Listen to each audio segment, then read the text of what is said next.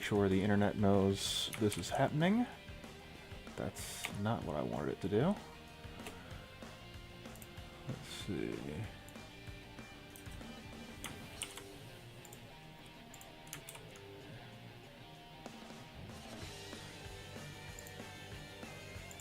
Let's see. Cool.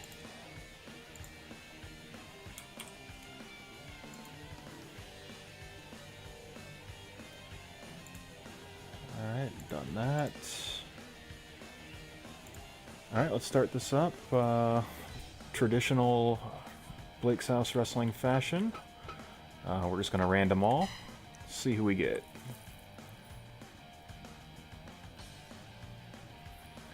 Let's see. Strike that out. Let's see, JJ's got a match later tonight, so I'm going to strike him out. Let's see.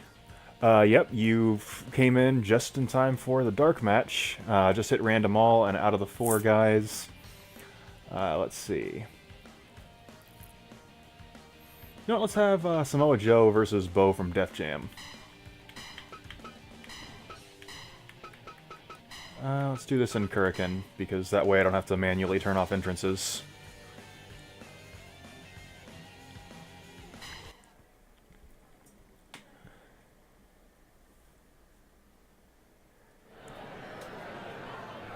Ooh, this is a little bit loud in my headset.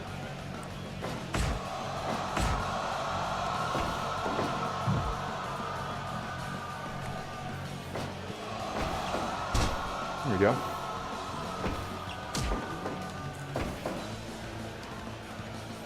Now we got Samoa Joe versus Bo from the Def Jam Fight for New York series. Both competitors jockeying for position here.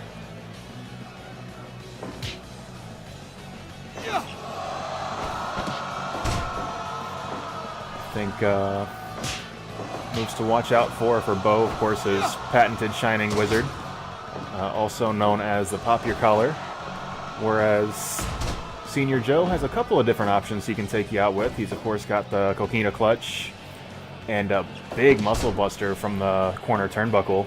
We'll see what he decides to go with as his match-ending tool of choice, but we're pretty early on to the match, so low risk for either of these things happening.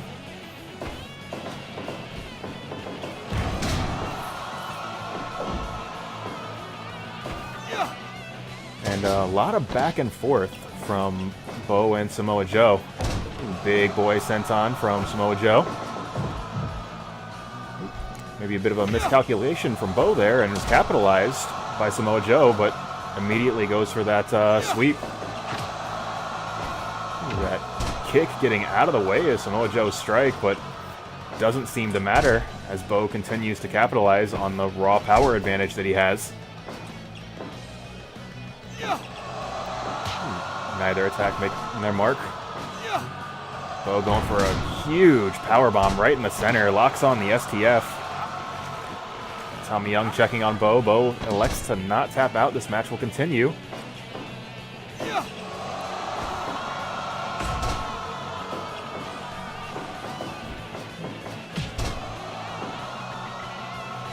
This is not Bo Jackson versus Samoa Joe, Okapi. This is Bo from Def Jam Fight for New York versus Samoa Joe.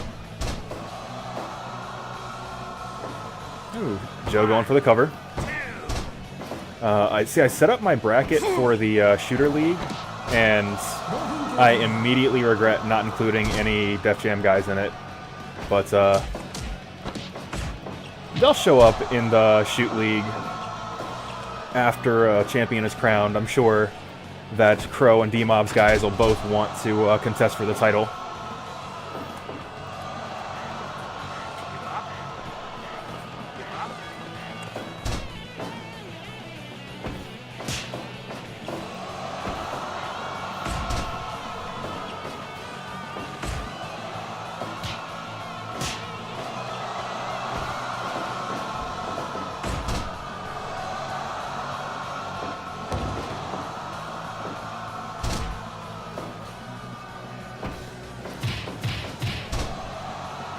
Actually got a couple ROH guys on tonight's show. with Joe opening us up in the dark match. Big Uranagi to Bo here. Throwing him into the ropes again. Goes for a flying knee, goes for the Tony Jaa, and it was ducked by Bo. But unable to get his way out of that huge powerbomb from Joe as he locks on the STF again. Bo able to break the hold. Big double leg. And, some sort of a scarf hold here.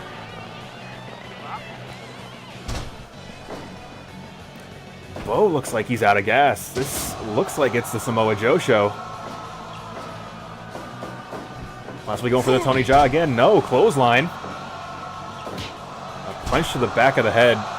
And Bo looks dazed. Joe locks on the coquina clutch. That's got to be it. No. Bo's hanging on. And is able to break the hold. But unable to really get his wind at this point in the match. And because of that, Samoa Joe just able to do whatever he wants. Ooh. Tommy Young calling for the rope break.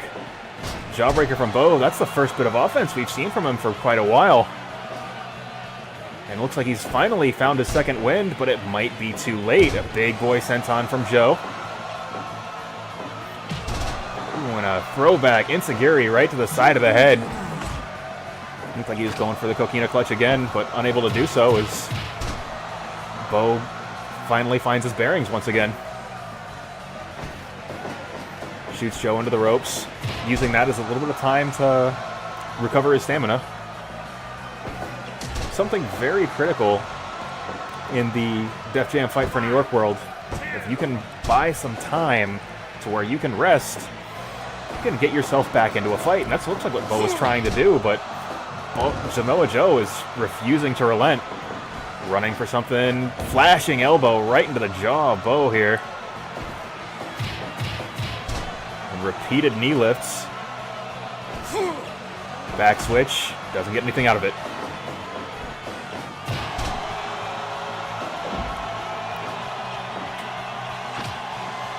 It looks like Bo is trying to show off a level of education of his feet. But it doesn't seem to matter as he gets dropped with a huge Uranagi. But Bo's to his feet first. Elbow to face. Create some space for Bo here.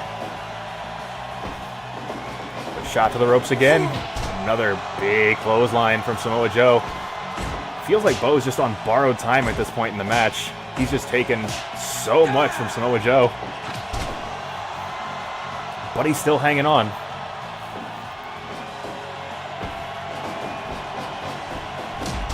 Ooh, unable to get anything significant out of that. Another big boy senton.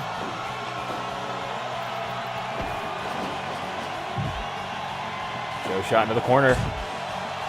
Elbow. Shoots him into the opposite corner. And Samoa Joe with an amazing display of athletic ability. Joe once again unable to find the timing off that Irish whip, but does connect with that double knee drop. Frankensteiner from Bo. Looks like we're finally getting some life out of him. 1, 2, 3.9. All right, Bo looks fired up here. A big shoulder block, going for something. Double stomp off the ropes. Neither man connecting with that foot.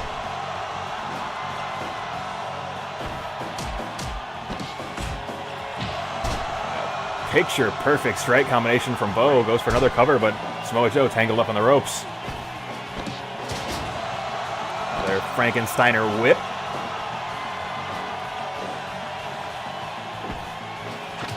Ooh, beautiful Pele kick from Joe.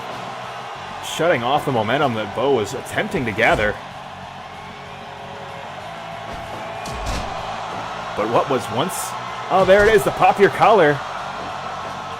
Bo pulling Samoa Joe out from the ropes. Goes for the cover. 1, 2, 2.9. And that was the fire that Bo needed. Not allowing Joe to get his coquina clutch. But it seems to be for naught as Samoa Joe just took his best shot and kept going. series of palm strikes. Puts Bo to the ground. But Bo is hanging on. He's refusing to really let Joe get anything. Looks like he's going to set him up again. Cover. And another rope break.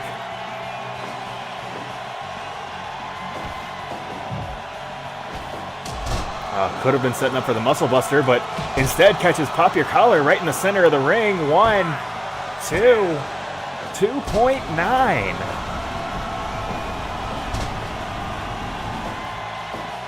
And he's taken Bo's best shot twice and continues on in this fight.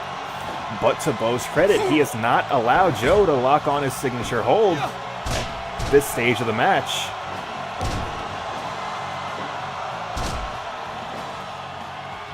But he has taken a great deal of punishment from a variety of other sources. Ooh, ducks the lariat.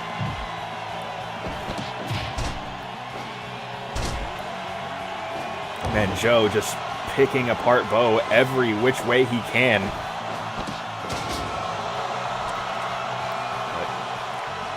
But Bo does not want to give up. Oh, absolutely outstanding German suplex, but not really what Joe needs at this point.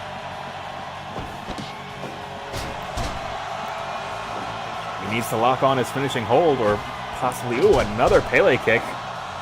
Man, neither side really allowing their opponents to take their back, which to their credit, that's very impressive. Ooh, Bo going for 10 punches. Only gets 6, but goes to the top rope.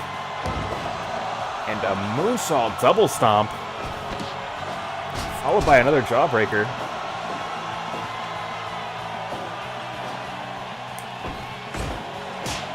Man, the people that got in early are in for an absolute treat here. This match has been too good to be a dark match. Regardless of the outcome, we might see this on the main card at some point next week.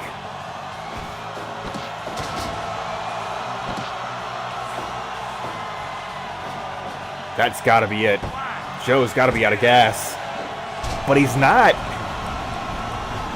Once again, just taking every offensive effort that Bo has delivered and continues to be able to get a shoulder up when it matters. Roll up, but too close to the ropes.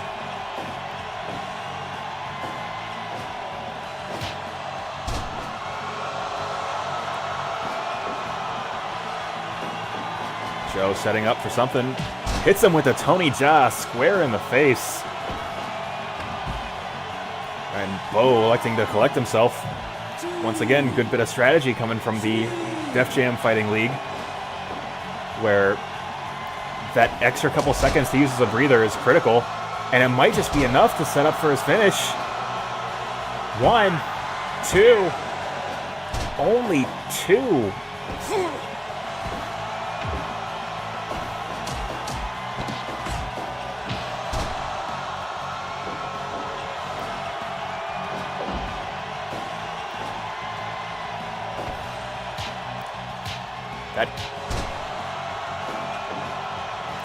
God, how are both of these men able to carry on at this point in the match? It's a mystery to me.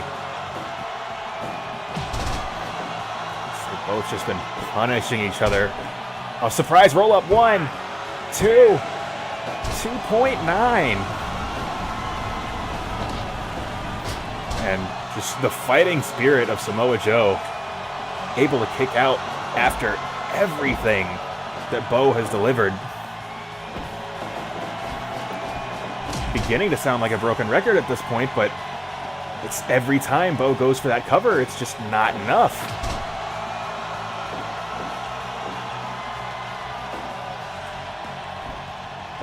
Another back-flipping double stomp. Goes up top again. Another one. Switch to the back, and once again, Bo refusing to allow Joe to lock on that coquina clutch. Big palm strike, the shote. It's for the double leg. Locks on that scarf hold, but caught up in the ropes.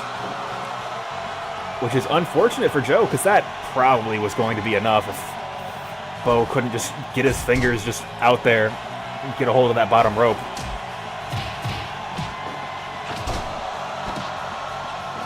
Absolutely punishing strike combination from Bo.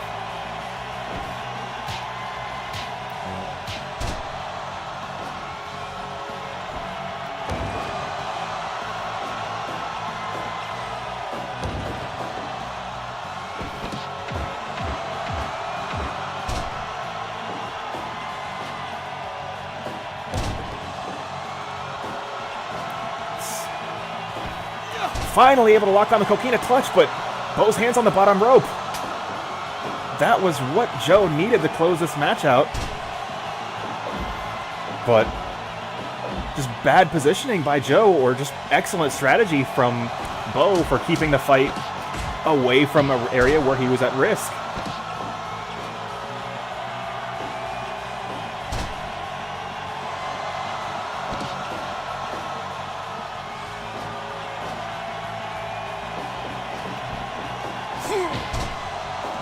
Clothesline, big boy senton. It feels like these two want to go Broadway here at the rate this match is going.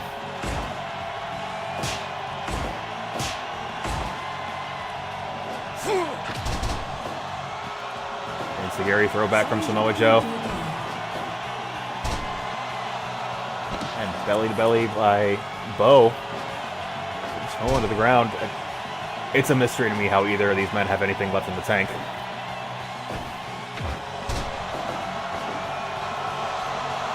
I think Bo just may have gotten some kind of head injury there. You see the way he was clutching his neck after that headbutt. The coquina clutch.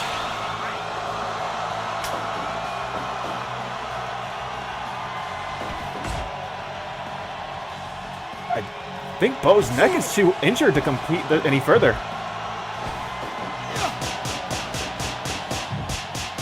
Tommy Young has not called for the bell. This match has to be over. Please throw up the X. Bo is injured.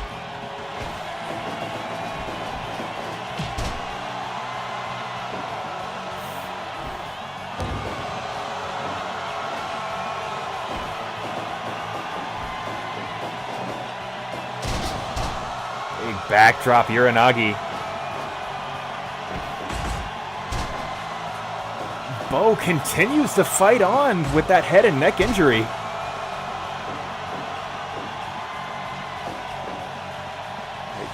Credit to him, but at what cost?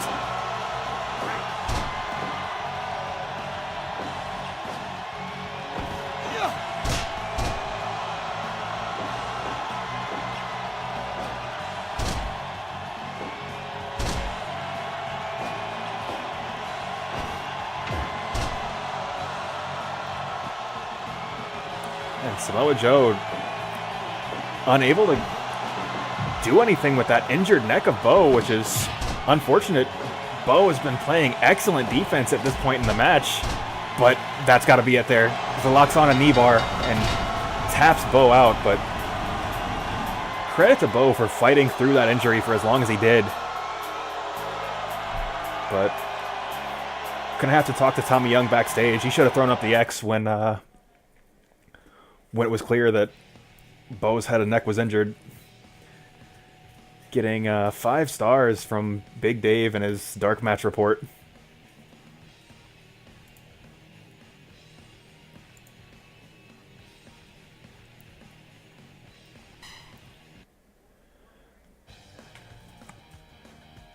All right. Well, that was one hell of a dark match.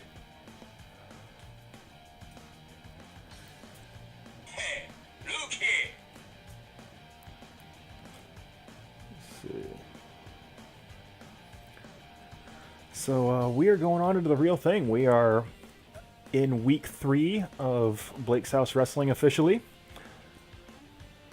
We've got a lot of great matches on the card for you tonight. Let's see. Of course, we have a grudge match from last week's show as JJ Mondo and Nock Voldo, former tag team champions, JJ and Judgment Pro Wrestling feel like they've got something to prove.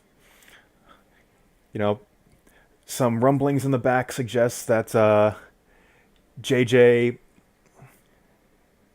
claims that he wasn't responsible for his team's loss, and he wants to prove that in the ring against Nock Voldo.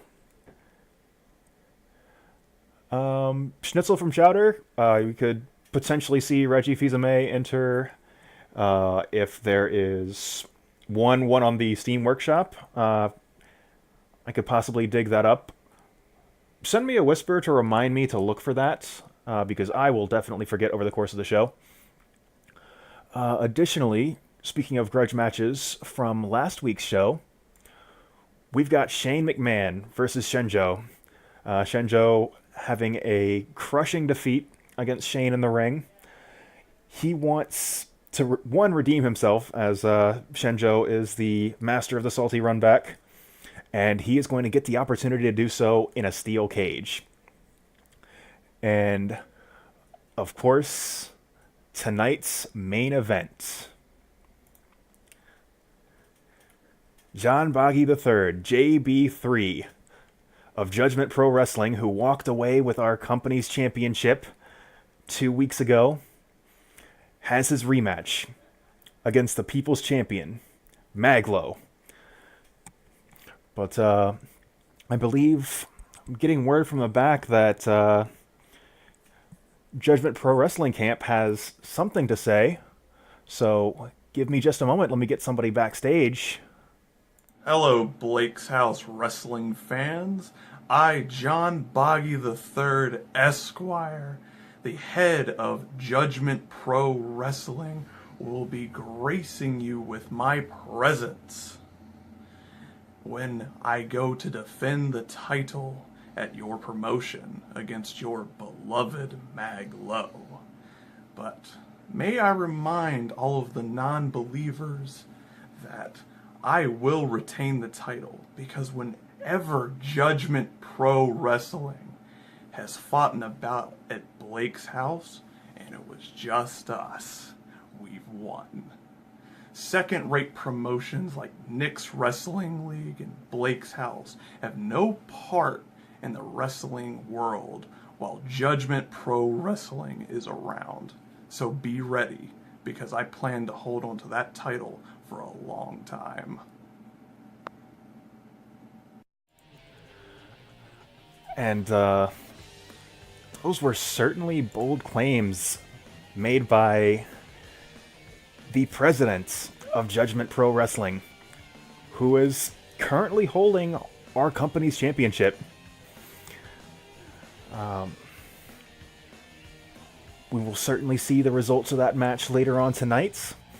But speaking of Judgment Pro Wrestling, one of their competitors is in an SWA rules match against Sanae from Tepu, the captain of the karate club. And we're going into that match right now.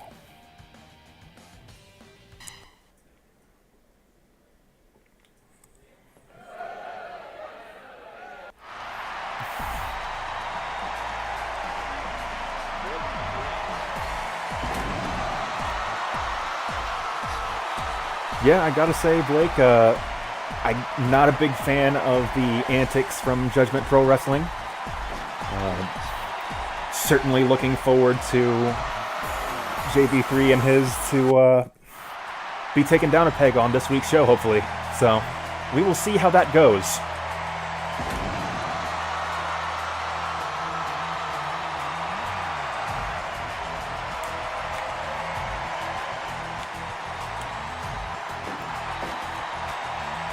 Nikita Stalin was submitted from Judgment Pro Wrestling to be a part of the Shoot League. The roster, unfortunately, was a little bit too large. We missed out on both Judgment Pro Wrestling, Nick's Wrestling Organization, as well as competitors from the Def Jam organization. But you will definitely be seeing all of those individuals competing for the Shoot League Championship, or the Shooter Championship, after the league is over.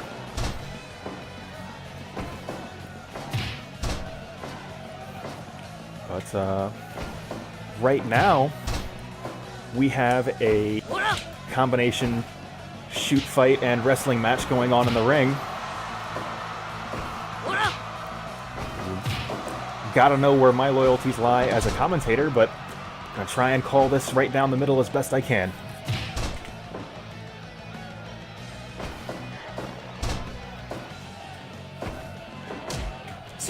So, Nick, you missed a 100% evaluated dark match that I definitely recommend going back and watching.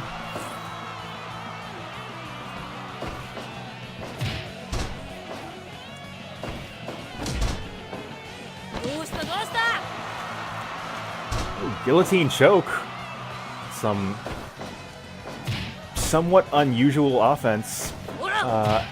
It was Samoa Joe against Bo from Def Jam Fight for New York, and it went for 34 minutes. Like, it was one hell of a match.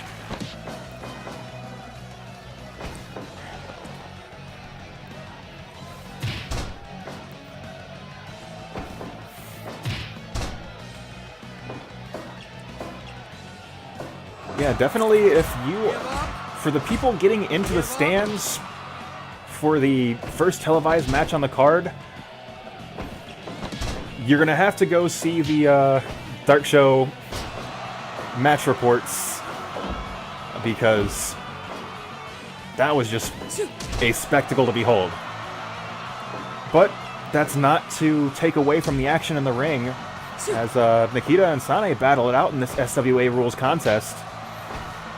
Of course, matches can end in pinfall, submission, or by the referee's 10 count.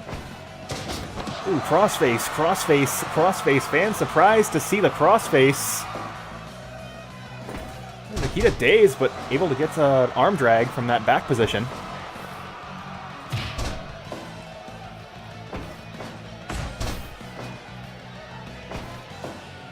Ooh, double leg takedown. But Sanae once again going to that guillotine choke. Like I said, that's unusual offense from a karate fighter, but you do what you have to do in a anything goes type fight, where it's not just going to be strikes that are going to potentially win you a match. If you can grab a hold, definitely take one. Ooh, hanging choke from Nikita. But caught up in the ropes. Repeated knee lifts. Yes, root breaks are in this match, Gatekeeper.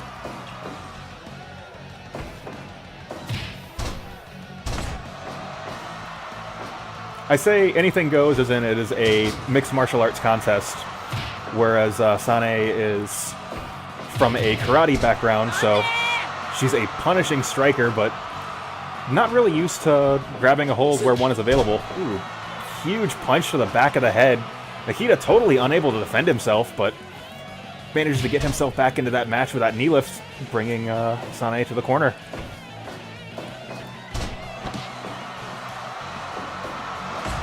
Some excellent transitions from Nikita, but countered by Sanae as she delivers knees to the top of his head. But rolls and gets that chokehold, but is quickly pushed off by Sanae. Another hanging choke. Nikita clearly targeting the neck of Sanae in this matchup. Trying to take her air out.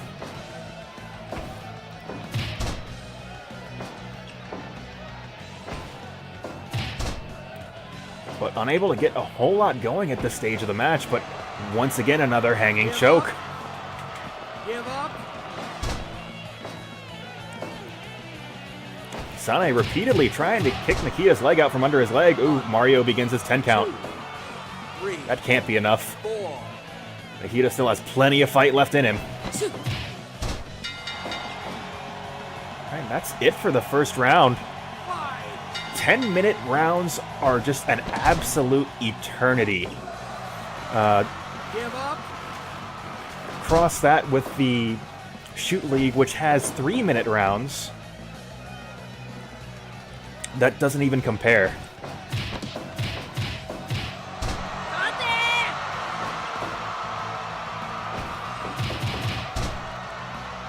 Mario once again starting his 10 count. as Sanae is back to a corner. 4.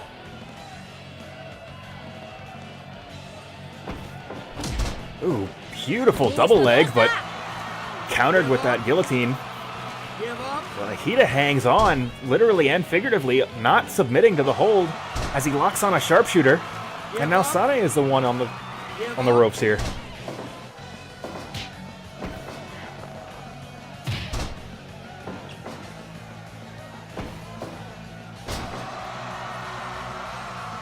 Double underhook suplex by Nikita.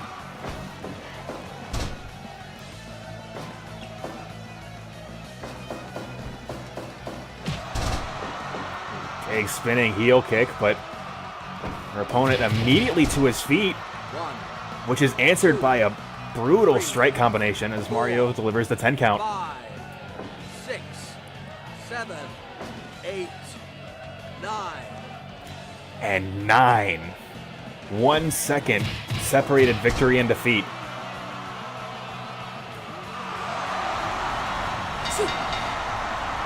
And it was nearly 1 second after that 10 count was broken that Sanae was able to take the victory with that pin or with that strike combination.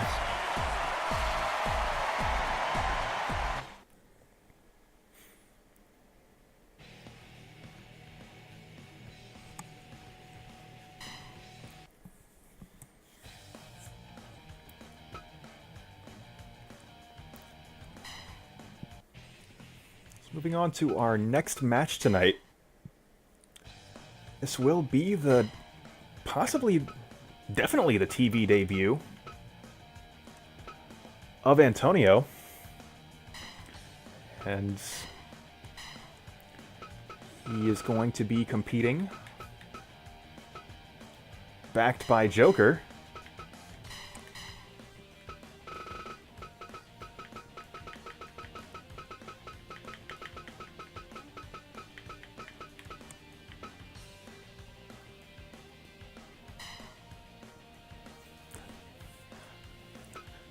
Yeah, what I will say in response to that, like, there are different fighting styles that, like, they fight better in the octagon with no rope breaks.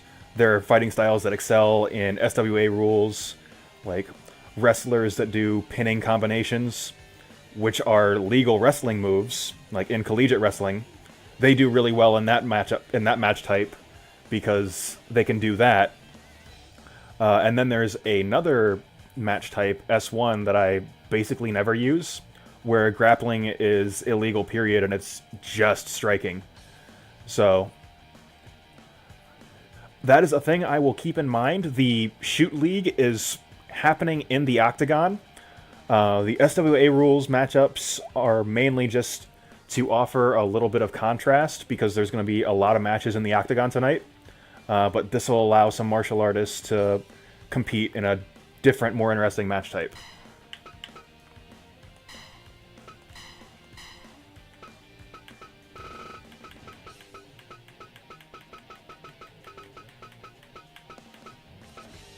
Let me see.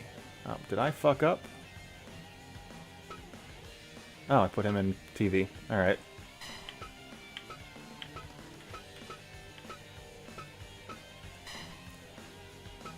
Alright. So we've got Joker and Joker versus Agent 47 and Agent 47 in tag team action here. Let's see. Let's go do that in Arena Mexico.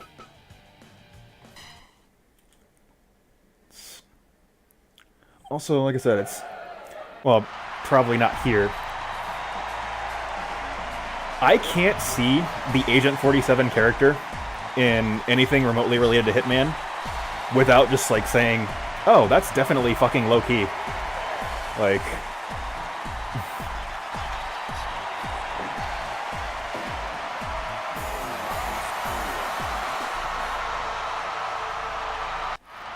might have to cheat on that Joker's test for his mask, because whoever made that definitely did a better job than I did with Antonio's.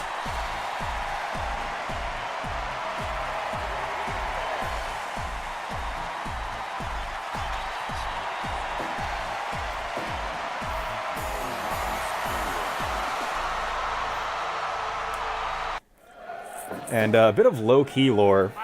Like, he wrestles as Agent 47.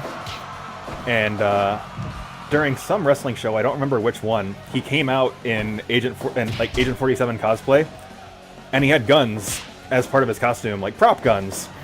But he told nobody that he was going to do it, which definitely questionable at best.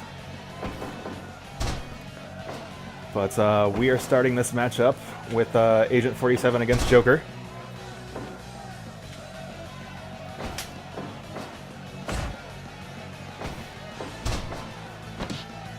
Once again, this is Antonio's Blake's House TV debut.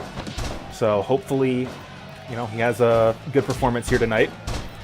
But it looks like he is struggling against the veteran of Ring of Honor.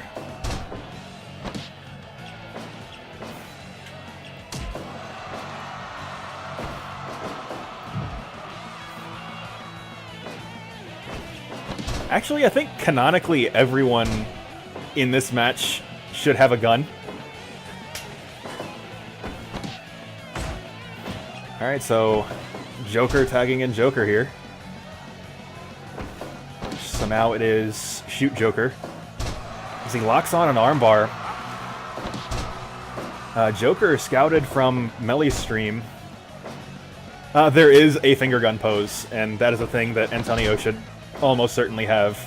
Good call, Blake. So Joker scouted from Melly's stream, Melvana and Chains, who I have shouted out on my stream before as the person that created the Tepu characters and a handful of other characters on my Fire Pro roster. Ooh. Beautiful dragon screw from Joker. Thumb to the eyes from Agent 47.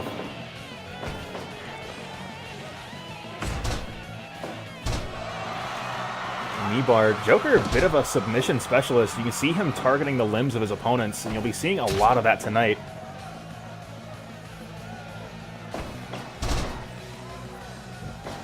But before he's able to do any more sustained damage, he elects to tag his partner in, and Antonio is immediately slammed to the mat by Agent 47.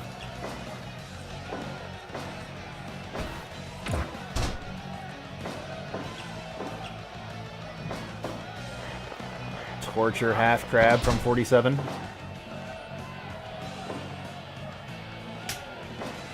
And Agent 47 tagging in low key.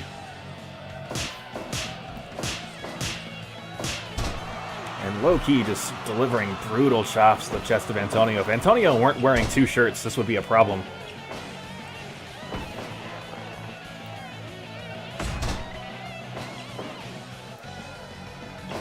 Goes for the double leg. He's sidestepped by Low Key, and Low Key does a fireman's carry, but only gets one count off of it.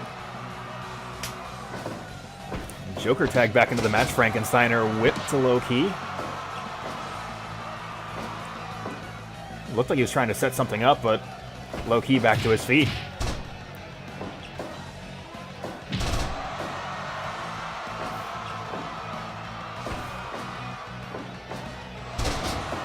Double underhook suplex, and this is looking like the Low Key show. Goes to the top rope, but thinks better of it as Joker gets to his feet.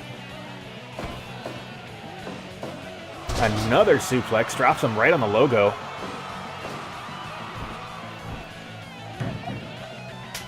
Oh man, just excellent maneuvering and ring awareness from Joker, sidestepping that dive off the ropes, but Antonio not showing that same level of awareness as he gets caught up in that Frankensteiner.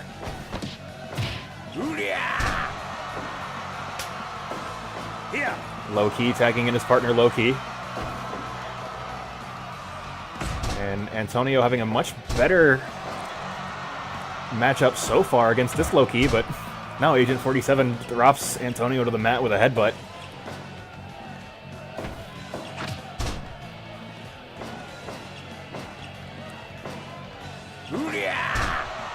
And Antonio going for that spinning wheel kick, but unable to find its mark.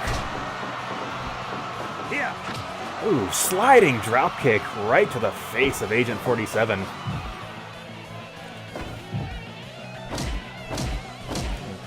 Heated shoulder butts in the low-key corner. Antonio retreating to the Joker corner and tags the Joker in. Dragon through leg whip from Joker as Joker once again systematically picks apart his opponent, trying to do as much sustained damage to slow down and disable his opponents as possible.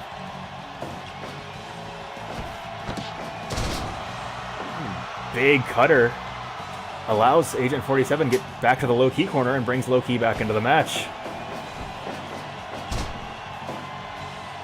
The team of low-key and 47 has definitely had the Joker team's offense scouted, sidestepping a lot of these big strike attempts. For a team that's gimmick is that their opponents never saw it coming, the team of 47 and low-key has certainly seen a lot of their offensive efforts coming from a mile away. But that pop-up cutter could not have seen that coming, as he is quickly dropped to the floor. Sunset flip powerbomb gets 2 count out of it. And looks like Antonio's found his second wind, and just as I say that, he's immediately cut off by low-key.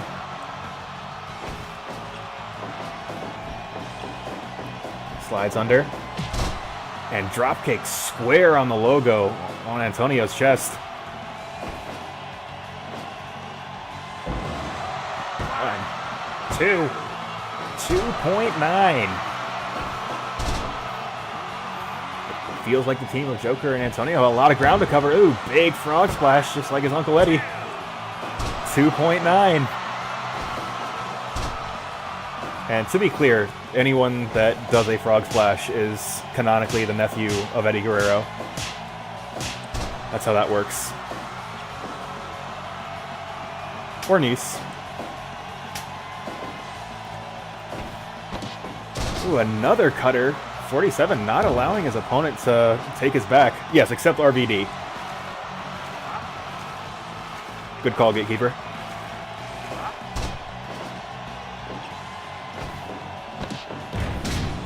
Ooh, stacks him up as Joker went for that powerbomb, but once again, the entirety of this team's offense has just been supremely well scouted.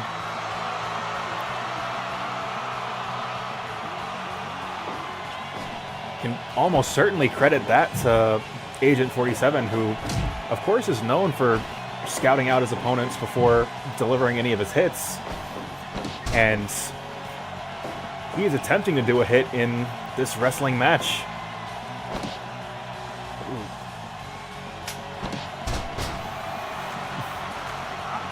Oh, what dastardly maneuvers from the team of Low-Key and 47. 47 offering, like, some kind of gesture of good faith.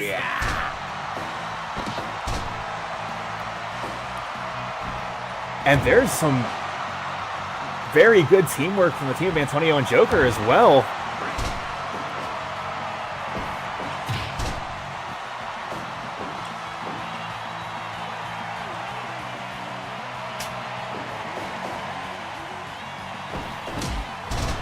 Ooh, Antonio hits the double leg. Able to lock on a crab.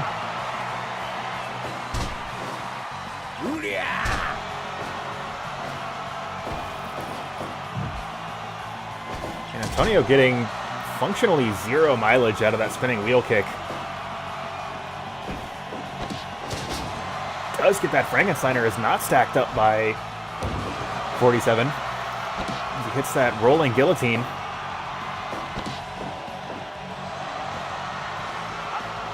And just another torturous submission hold. Seems like the team of Joker and Antonio really trying to do sustained damage to the limbs. Just try and take their opponents out of the match, which is excellent strategy. It's good tag team wrestling. You can't move around the ring. You can't get back to your partner.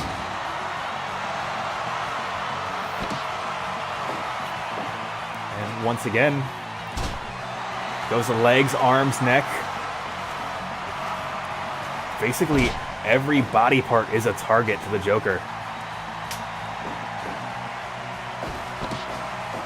And once again, another rolling armbar, this time to Low-Key. Everybody's getting grabbed here in the middle of the ring.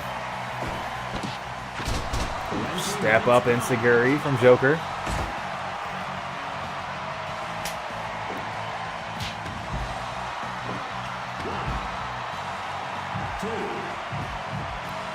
Joker just allowing low-key to do whatever he wants in his own corner. 6, 7,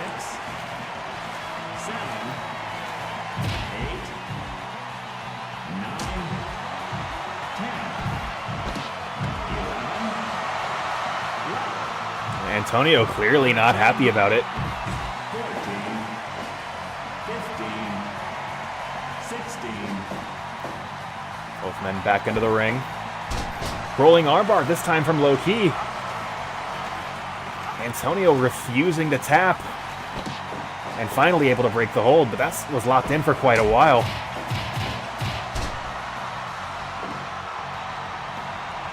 Just waiting for something. It's a spectacular Rana, but doesn't get anything out of it.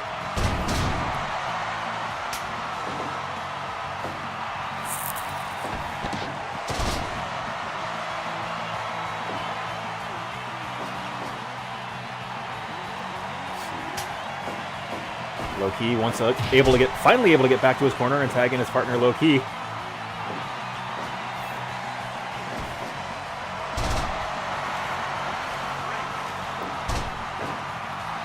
And Joker just continuing to work the arms and the legs of his opponent. This time with 47 back in the ring, who has taken a lot of holds from Joker up to this point in the match, is definitely at risk. His arms, legs, and neck have been just meticulously targeted, and that's 3 consecutive joint holds from Joker.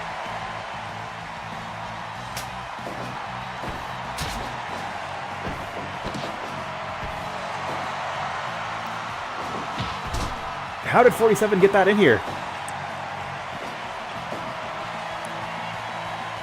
That's absolutely despicable wrestling, bringing a foreign object into the ring. We definitely need to get Tommy Young out of here. Not throwing up the X when there was a clearly injured competitor in the ring, and just doing a poor job of checking the wrestlers as they come in.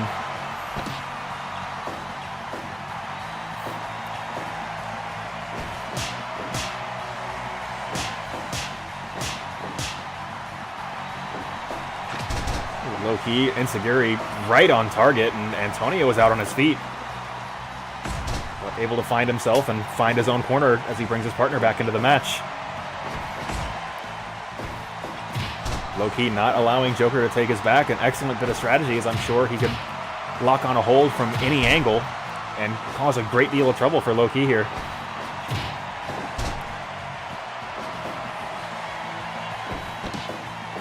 And just like that, rolling armbar, but Low-key's feet caught up in the ropes. Not going to get a submission out of that, but this time rolls him away from the ropes.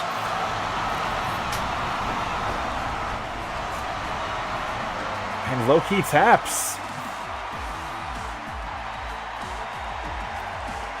So in Antonio's television debut, Antonio and Joker pulling out the win.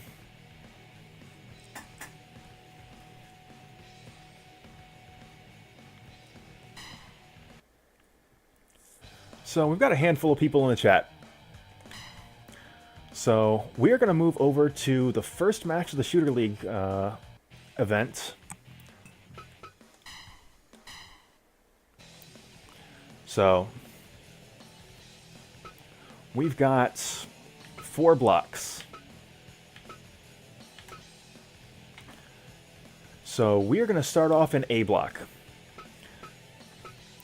Is there a matchup that you guys particularly want to see? We're gonna open the show with Orlando Nunez. So out of these 4 individuals, who do you want to see Orlando fight?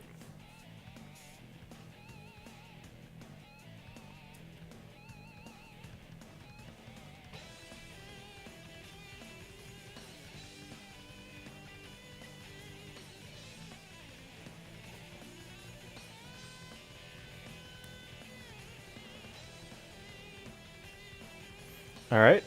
So this Suzuki is not actually the New Japan Suzuki. This is 90s actual shoot fighter Suzuki. So we're going to have Minoru Suzuki against Orlando Nunez as our first contest in the Shoot League. And this matchup could very well decide a great deal of the fate of this bracket, as the two of them are pretty heavily favored to come out of A block. Hoi.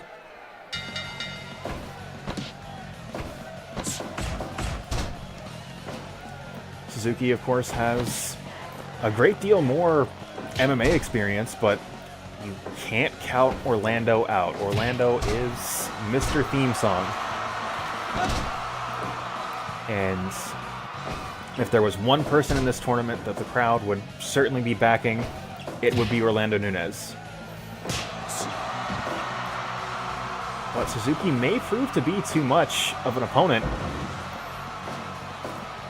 as he is a brutal striker and a master of catch-as-catch-can style of wrestling. Like, if we were to kind of talk about the kind of offense we saw from Joker in the last match, Suzuki absolutely excels at that, as he can grab a hold on you from anywhere on any part of your body. And he goes double leg and double leg again, and Orlando unable to defend himself against a legend in the mixed martial arts world.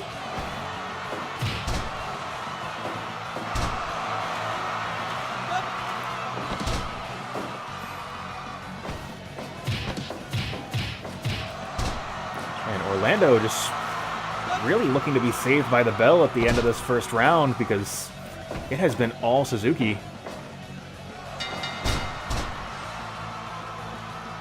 Finally able to get something at the tail end of that round. Hey, don't apologize to Orlando. He would have had to fight Suzuki at some point tonight, or at some point in this event, because this is round robin style. Everybody fights everybody in your own bracket. The top competitor in each group advances into a small tournament. Suzuki again locking on that double leg and transitioning into the armbar. And Suzuki just totally, just too dangerous. So Gatekeeper Nikita is not in any bracket, and the reason for that is because of the round robin format. If I had more than 5 in each group, it would have taken entirely too long for this event to resolve. But like I said earlier on in the stream, your shooter, Nick's shooters, people from Def Jam, people from the ooh, there's the RK Orlando. So people that would compete for the shoot title will get opportunities at the shoot title. This league is just kind of to set up, hey, who's our first champion? The first champion that holds that is going to be a legit fighter. So, GK, Nick, neither of you need to worry. Your guys will get opportunities at that belt.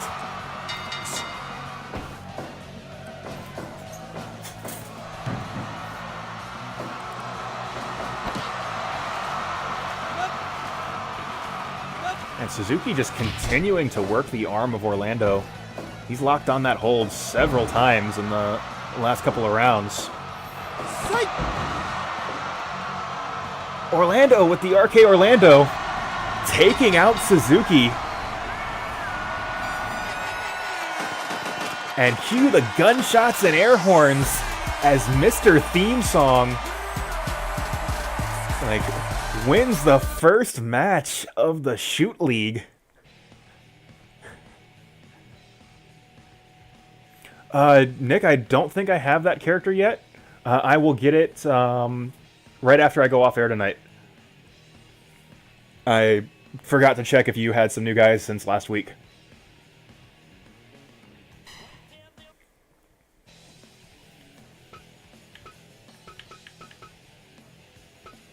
Oops. So, the way I'm going to do this, because 4 separate round-robin brackets. I'm going to do 1 televised and 1 non-televised every week from each bracket. So is there a matchup that is just not interesting in the A block that we can speed through? Actually, I'll do that at the end of the show. So, later on tonight, take a look at this list of competitors. Think about what you guys might want the matchup to be. We have another match going on before we go into B block. So let me save this.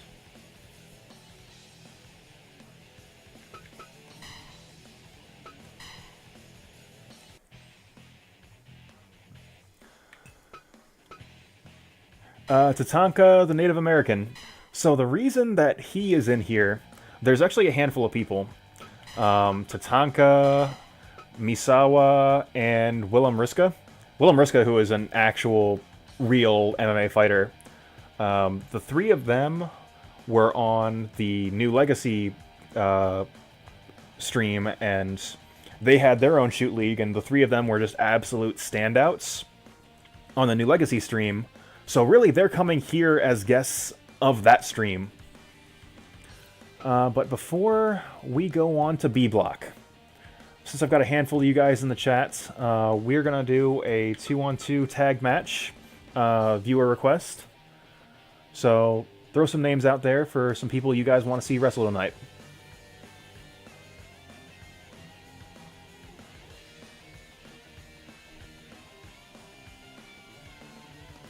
Okay, I can let you put your team in.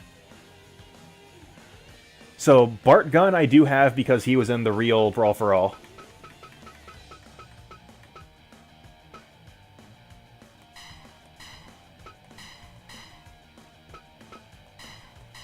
Alright. So I have Bradshaw in because he was in Brawl for All, and I want to say I had somebody else in. Alright, so Gatekeeper put his own team in there. Who are we having as the opposition? You can suggest a tag team that I might have. You can suggest individual wrestlers. I don't even know what y'all are thinking.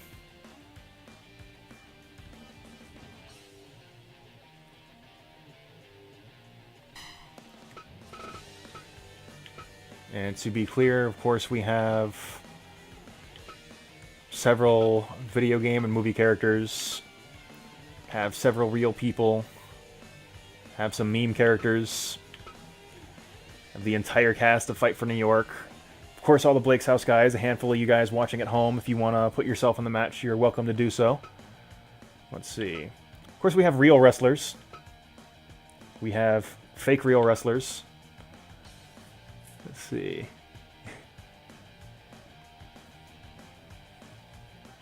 Well, Nick, if you want to suggest some like wrestlers from elsewhere, you are welcome to do so.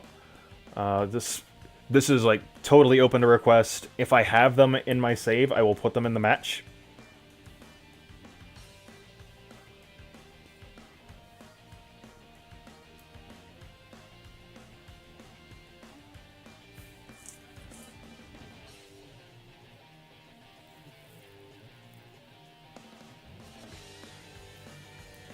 See. What I might do, since nothing's coming in, let's see.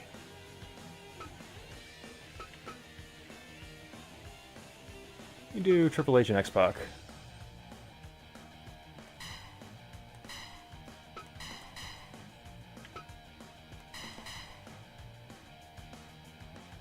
I do have a Legion of Doom, actually. I'll let that rock. I think I have them in, actually, might have them in All Japan. Let's see, okay, yeah, I do have a LOD. I do need to sort out my save a lot because there's a ton of people that are not where they're supposed to be. But, that's something I'll deal with at a later date.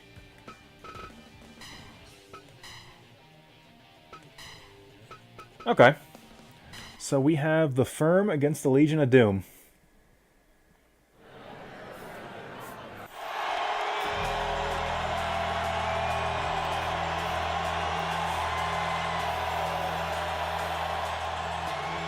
I do have one more audience, well, a couple more audience request things, so keep some characters in mind. The tag team that won last week, Randy Savage, Xzibit, and Ken Shamrock, will be going up against the team selected by you guys, as I think they maybe have a open challenge thing going on. I probably should make a trios belt for them, honestly. If they win this week, I might set up a trios belt.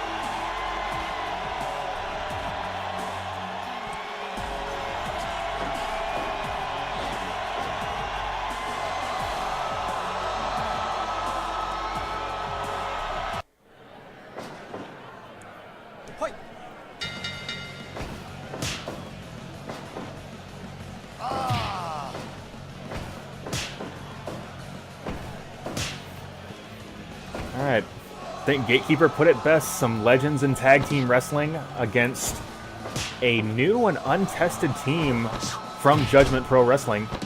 This will certainly be a prove yourself match. If they can manage to defeat Legion of Doom, that would be an absolute coup.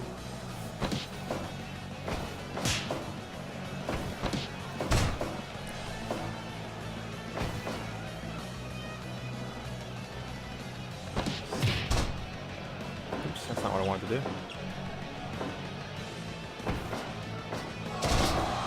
Big swinging neck breaker. Let's see.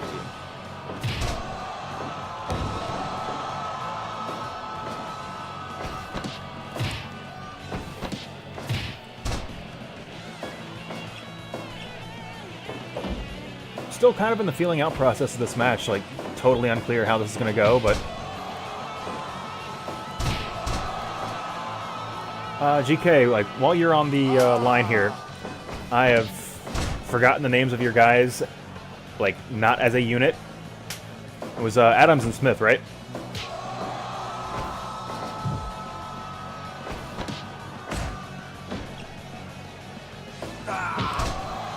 Ooh, Animal delivered. Absolutely punished by that clothesline.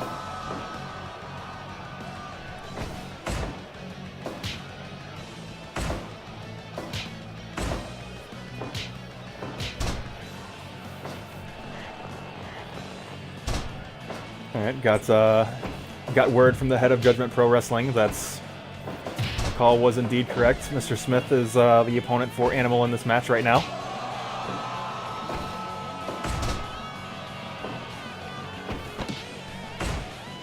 And he's holding his own quite effectively, to the point where Animal is backing out and tagging Hawk back into the match.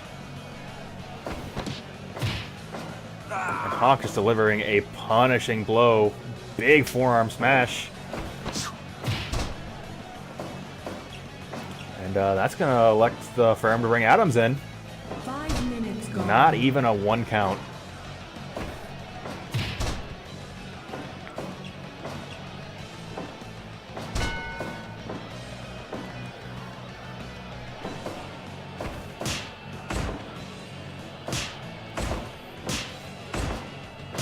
Hawk just pushed back into the corner.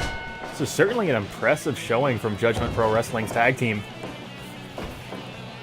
As Adams delivers a swinging neckbreaker.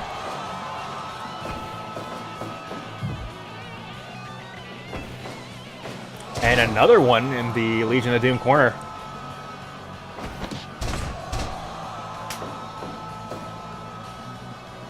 Unable to cut off his opponent as Mr. Smith is brought back into the match.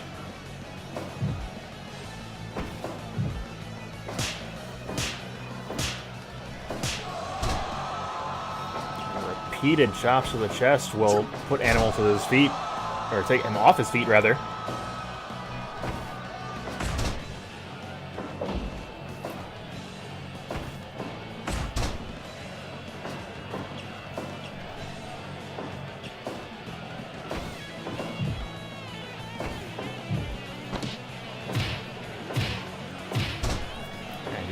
Clubbing blows to the back from Animal, and putting his opponent back into the corner and electing not to press the advantage any further as Hawk's tagged back into the match.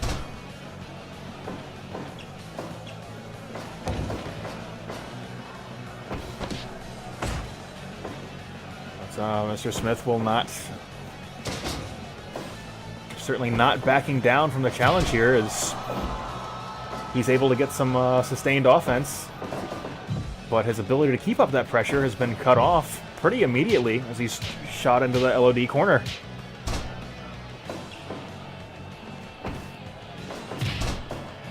Double axe handle to the back allows Smith to get back to the firm's corner. Tag Mr. Adams in. Animal tagged in. And looks like Adams is not done. Wants Hawk back into this match. But looks like Animal's got this covered, and Hawk is going back to his own corner. 10 minutes gone. Shin lock, slowing things down a little bit.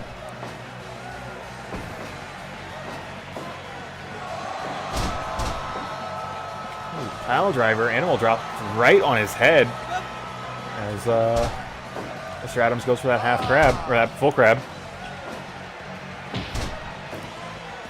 That Hungry Box just won Melee Tournament crab. Like double axe handle again. And this time goes for the cover right on the logo.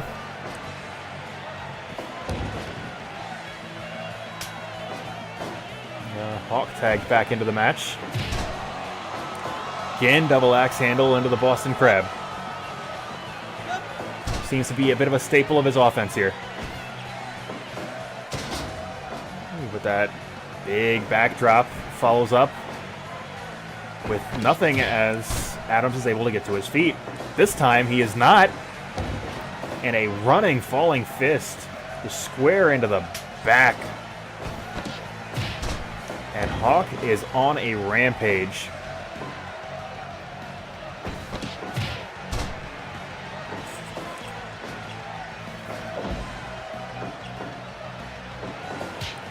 Oh, cut off before he could deliver that drop kick. Just some excellent strategy from Mr. Smith. Just trying to outspeed his opponent at this point, as you are never going to beat the Legion of Doom in a contest of power.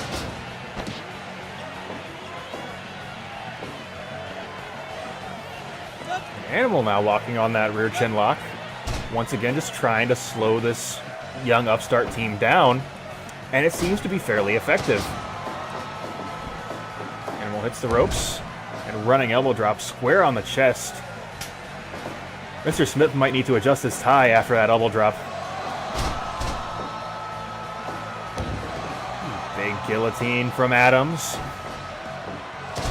Swinging neck breaker. And now it's the Firm that's going to those joint holds, maybe trying to slow the Legion of Doom down a little bit.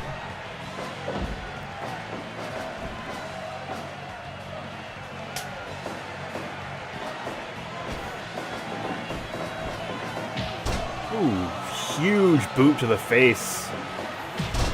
And a drop kick just square in the stomach of Mr. Adams.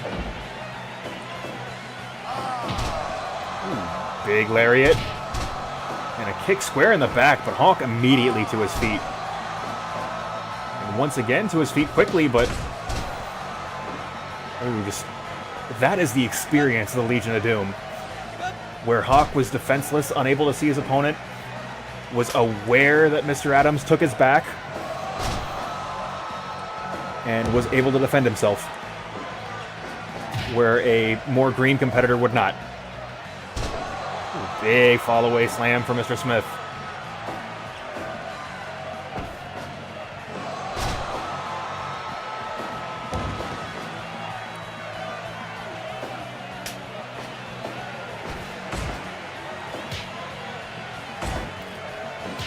Now it's Legion of Doom, the Firm, just squaring off in this strike battle. And it's the Legion of Doom coming out on top. Big boot square in the chin of Mr. Smith.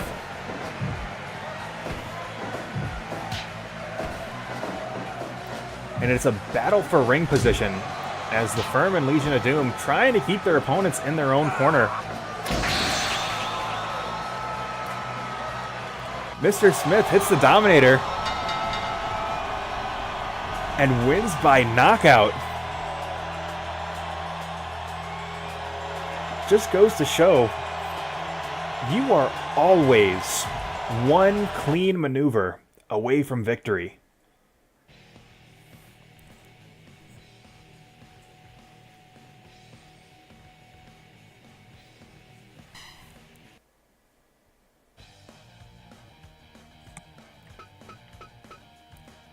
So we are going back to the Shooter League, but Gatekeeper's words, or rather, John Bagi's words at the start of this show, that his promotion has something to prove. That he thinks his guys are the best competitors in professional wrestling. And Mr. Adams and Mr. Smith, the Firm, putting on an excellent show to that effect.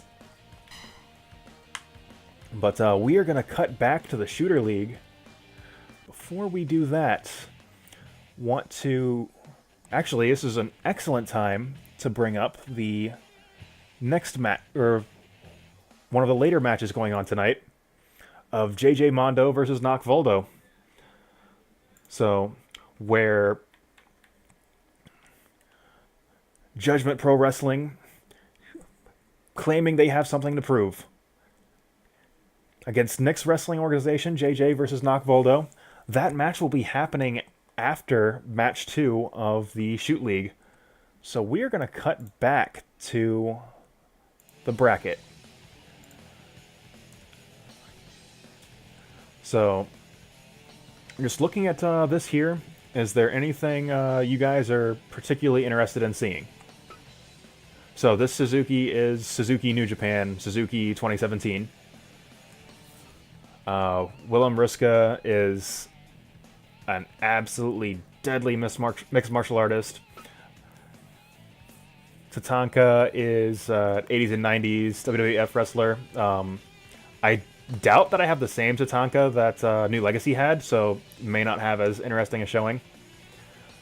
Chris, of course, Chris Boulder Puncher Redfield, and Alphonso from Blake's House as the first competitor in the B block. If I am not seeing any suggestions, I think I'm going to go with Alphonso versus Chris Redfield.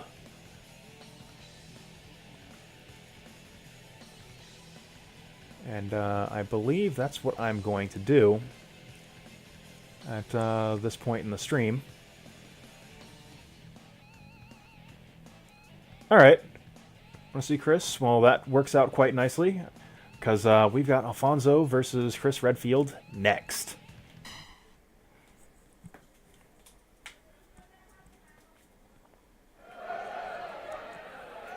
Hoi.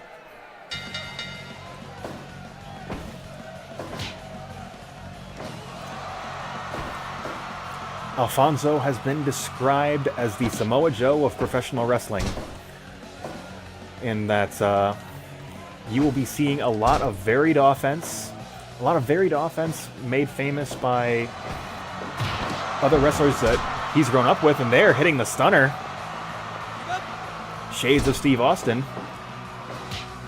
Of course, Chris Redfield's skill set does not need a great deal of explanation or introduction. Chris Redfield, the man who trains by punching boulders into smaller rocks. We'll certainly be seeing a lot of his punching power in this mixed martial arts tournament.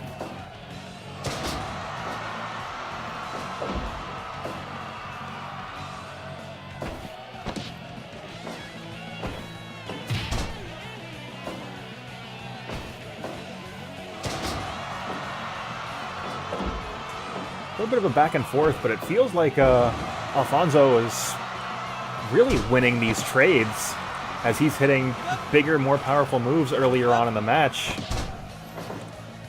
Just really taking it to Chris Redfield. Uzo hitting that down D. Chris possibly saved by the bell as Alphonso could not capitalize any further. They rock bottom the Redfield. Chris has gotten nearly no offense in the last several minutes.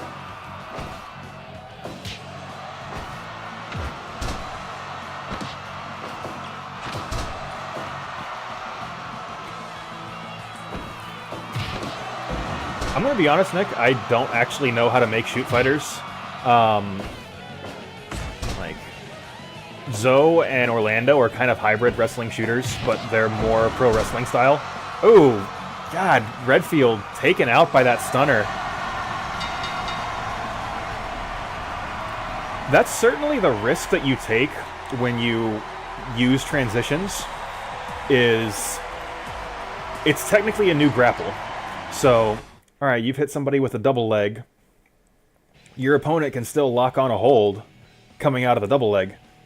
But Alphonso winning with the Stone Cold Stunner.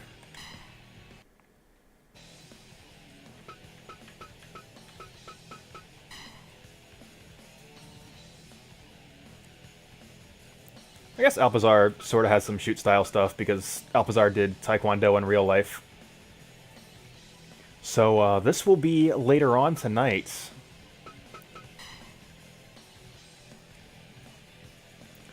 But before we get to this match, of course, we have JJ Mondo and Nock Voldo.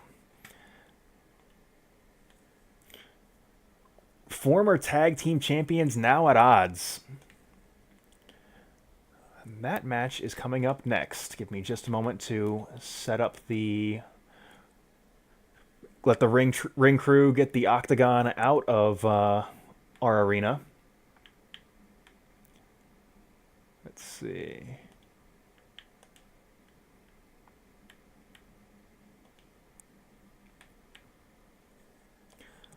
Let's see.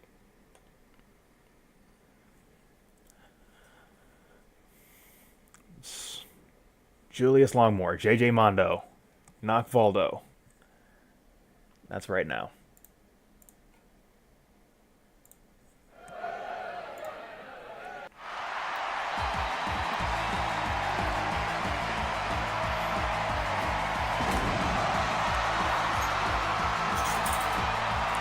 JJ Mondo, somebody that you can also see on Twitch. I believe that JJ Mondo, like twitch.tv/JJ Mondo is where you can find this man. JJ is somebody that has become quite a name for himself in the Def Jam community. So you are going to see a lot of mixed wrestling and striking from JJ. And then Nock Voldo, just an absolute enigma of a competitor from Nick's wrestling organization.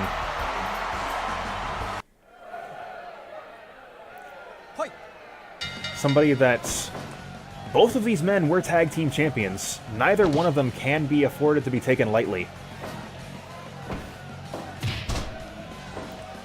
But right now, JJ using those metal arms to great effect.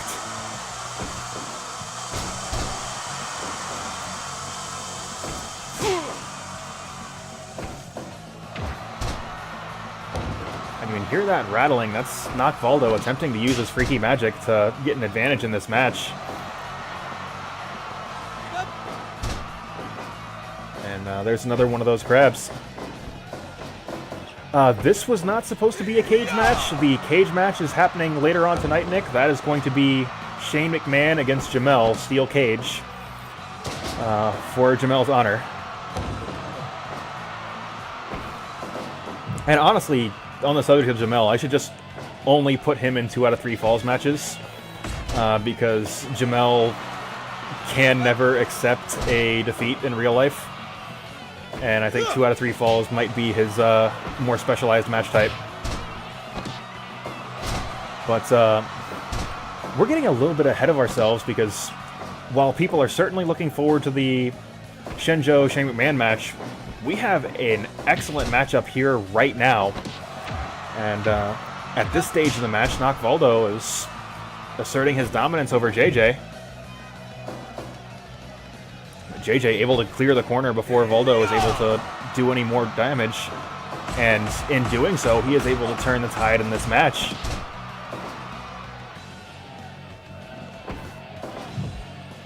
But shot into the corner once again, and once again, JJ able to get out. But this time, Voldo able to keep up that offensive advantage.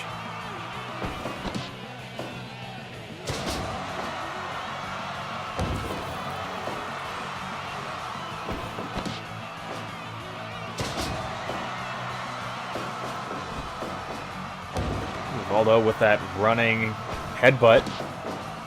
And what a maneuver by Nock Voldo. But his opponent caught up in the ropes.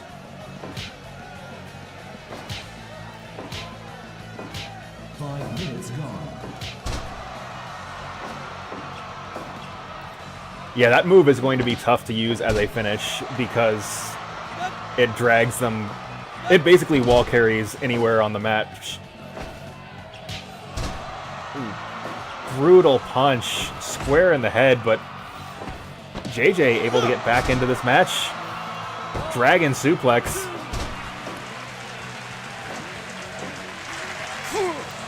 And there's the freaky magic of Nock Voldo. Float over DDTs. JJ was caught unaware. And he's attempting to be ground down into the mat by Voldo, but he's thrown off before he's able to do so. But that will take JJ off his feet with that big headbutt.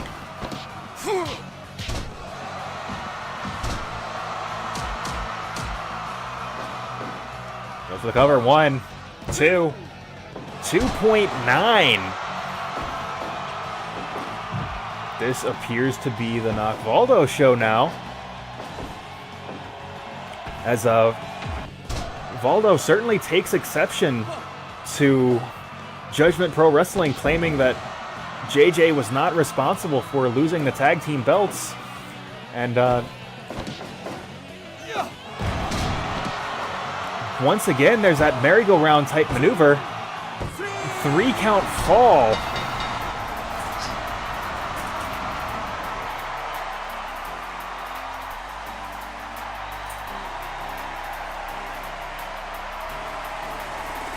Perhaps a picture of what's to come later tonight,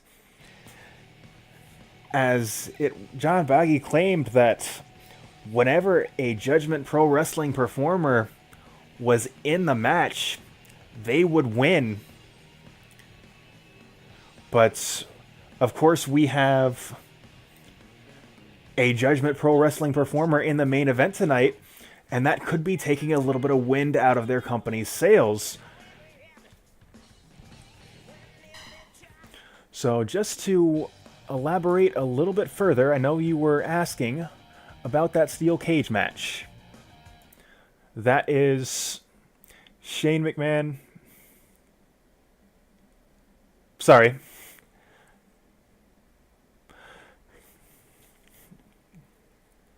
Honestly, that is partly why I have been calling your in-ring character JB3. 1, because it's a good fucking heel name. And 2, so I don't fuck up pronouncing your real name.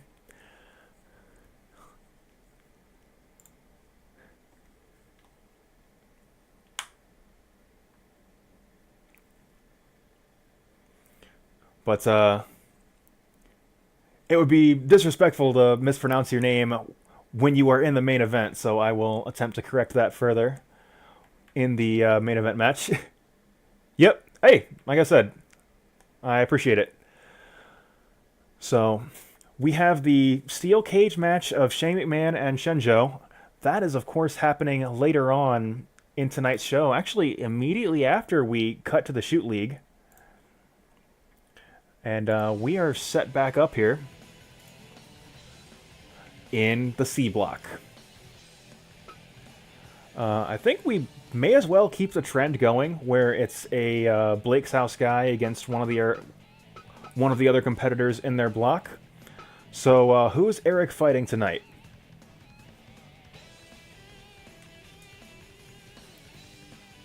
Remember, they will have to get through all 4 of their opponents, everyone in in their block is fighting everyone else in their block once. So, if you are... Alright, I'm seeing Bradshaw. Tell you what, we have so many of these fucking matches to go through. We can do both. We'll put Bradshaw on first, and then Dan Severen up next.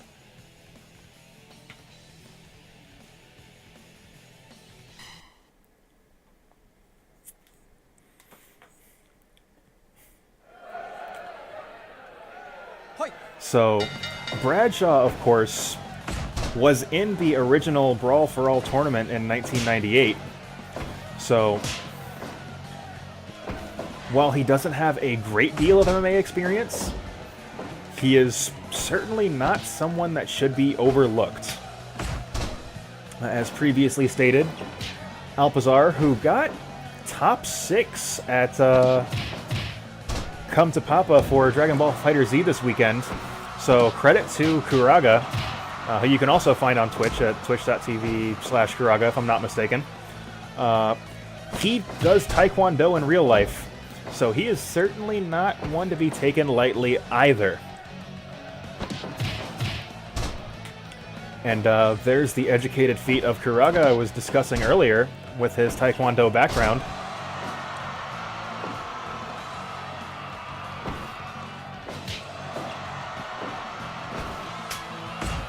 Oh, Heavy Kura. Thank you, Autocopy, twitch.tv/Heavy Kura, C-U-R-A. Heavy spelled exactly like you'd expect it. So if you want to see some of these fighters that you have seen tonight stream other video games, you certainly have several opportunities to do so. As you saw JJ Mondo earlier, you can watch Heavy Kura and Melly, who is not competing, but a creator of a couple of competitors you've seen tonight. Also as a stream on Twitch. But I'm not going to ask you to do that right now, as there is a great deal more professional wrestling and mixed martial arts action for the next couple of hours.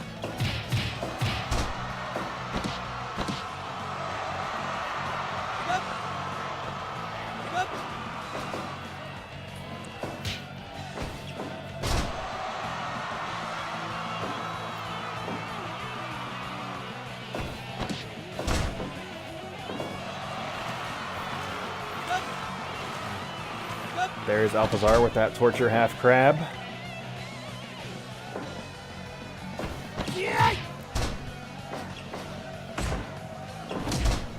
And Alpizar hitting more than he's missing with that double leg. Certainly not something you would expect of a fighter that competes primarily in Taekwondo. But possibly something you would expect out of a fighter that competes in Dragon Ball FighterZ. In that you need to guess correctly more often than you don't if you want to have a competitive life.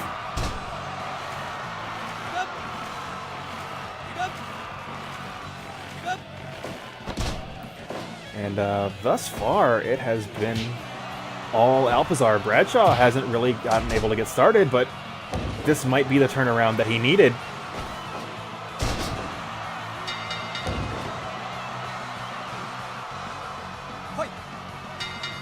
We are going into the third round of Bradshaw versus Alpizar.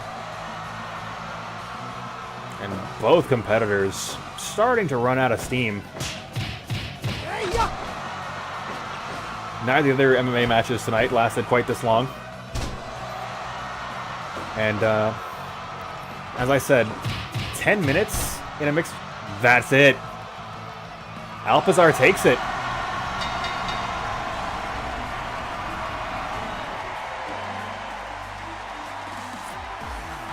So thus far, all of the Blake's House guys winning their first match tonight. But before we advance to that steel cage match,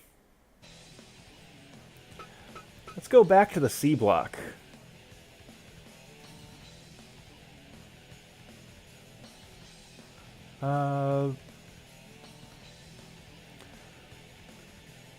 There, D'Antonio, too. I am not familiar with what it is you are typing.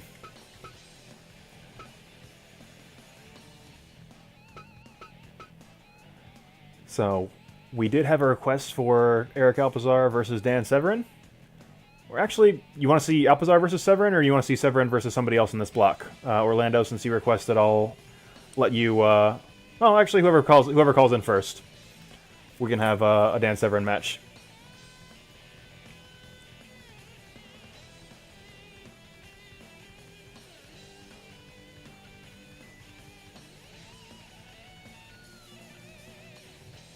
All right, got Eric Alpizar versus Dan Severen.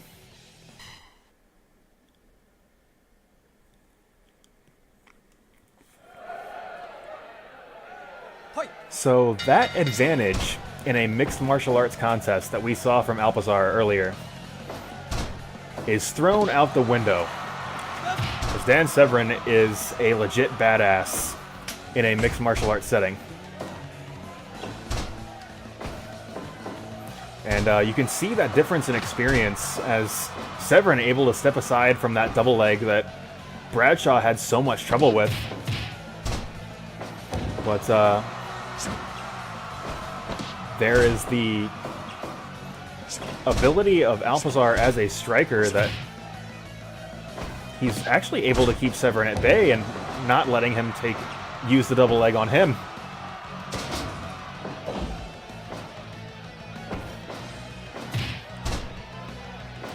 And thus far, this isn't going at all how I would have expected. As Severen, the more seasoned fighter, I would have expected to be taking it to Alpizar out the gate, but Alpizar is having an excellent showing in this first round.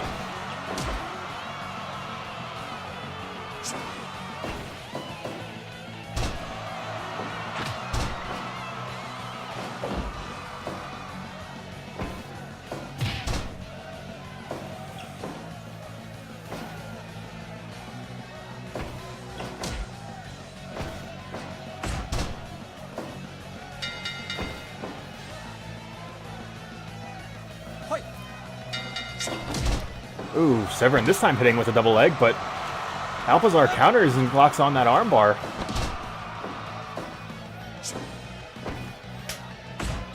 And once again, this is Alpizar's ability as a fighting game player to get in the head of his opponents, something that he was certainly known for even as far back as the Street Fighter 4 days.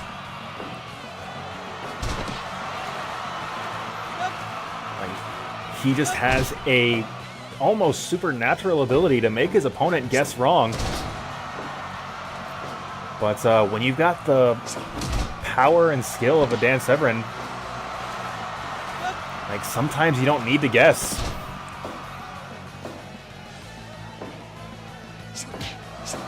And Severen there cutting off that double leg, but it doesn't matter as Alpizar just delivering strike after strike and winning exchange after exchange, but Severen clearly has a lot more left in the tank as he's gotten to his feet first.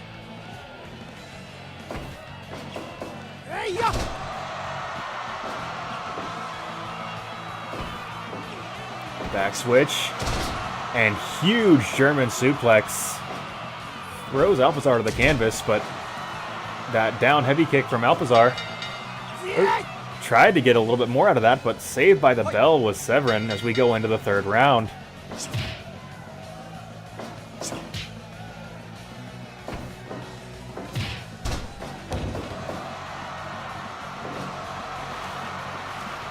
Alpizar locking on another torture crab.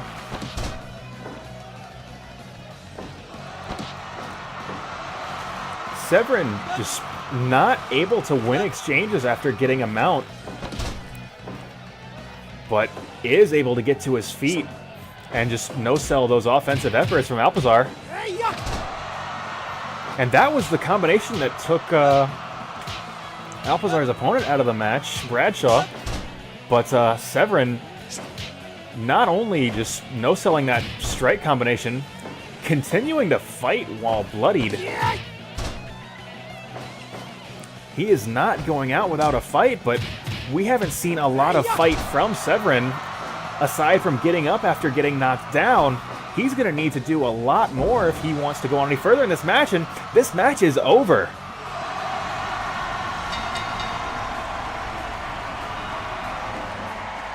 So Alpizar had a pretty fantastic weekend, if this is anything to go by.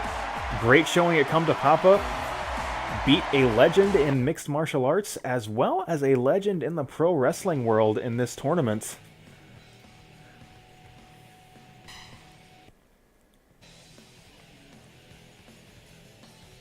Of course, D Block is going to be just absolute chaos, as we have the monster Ramon, who, if you liked that amazing display of resiliency from Severen, Ramon is that and then some.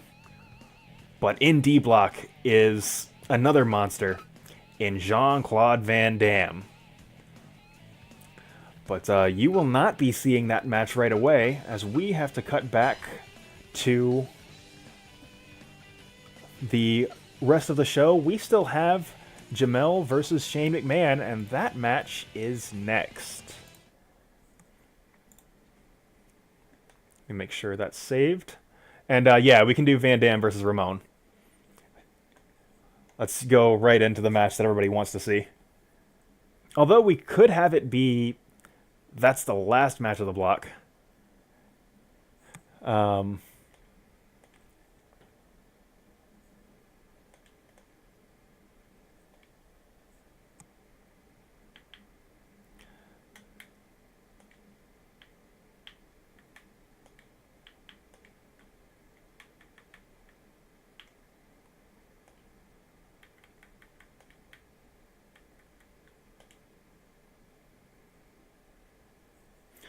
Alright, so we have a grudge match from last week's show. I've said it a couple times tonight already. Jamel deeply upset that he lost to a schoolboy roll-up, the most over finish in professional wrestling, to Shane McMahon last week. So I've given him an opportunity to settle that grudge inside a steel cage. This match can be won by pinfall, submission, or escape the cage. And that match is next.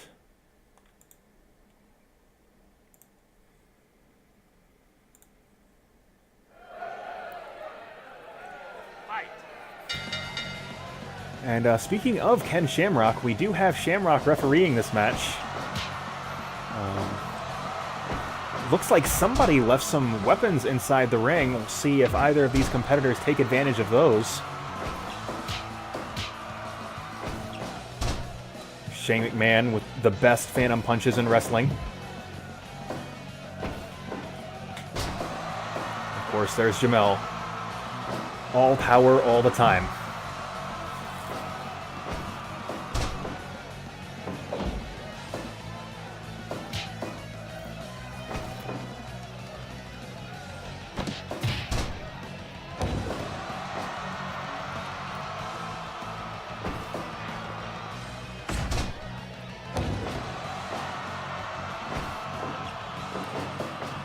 Jamel reversing Shane McMahon and huge belly-to-belly overhead suplex.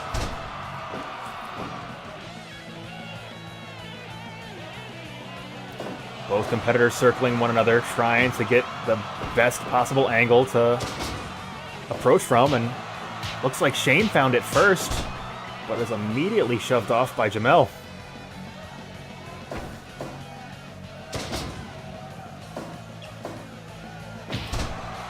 Clubbing blow to the face of McMahon. And another forearm to the side of the head. As Jamel locks on that crossface chicken wing.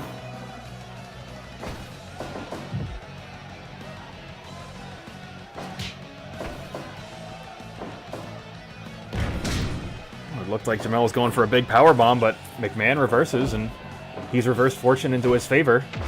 As the momentum shift is clearly in his side. Ooh, Jamel with that shote, shutting down McMahon's efforts to challenge with a sledgehammer. And sidesteps that spear as well. Lift and drop McMahon on his neck. But Shane refusing to be counted out. Quick snapmare switches things into his favor here. Ooh, big shoulder block from the big man Jamel. Another clothesline as well. But McMahon able to reverse fortune again with that low blow. It's legal inside the steel cage. Ken Shamrock is just here to count the pinfall if somebody elects to do so.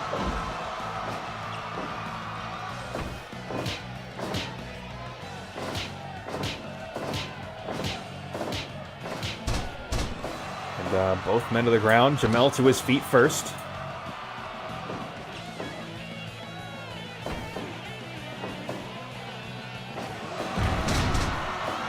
And once again, dropping McMahon basically on his neck.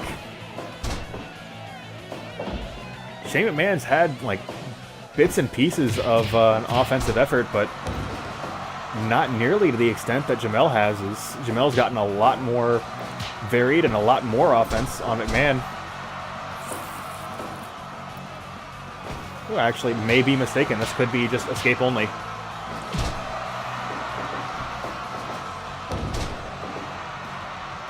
As Shamrock did not even come near him as McMahon attempted to roll up. Jamel going for the exit. And Shane McMahon will not be able to catch him.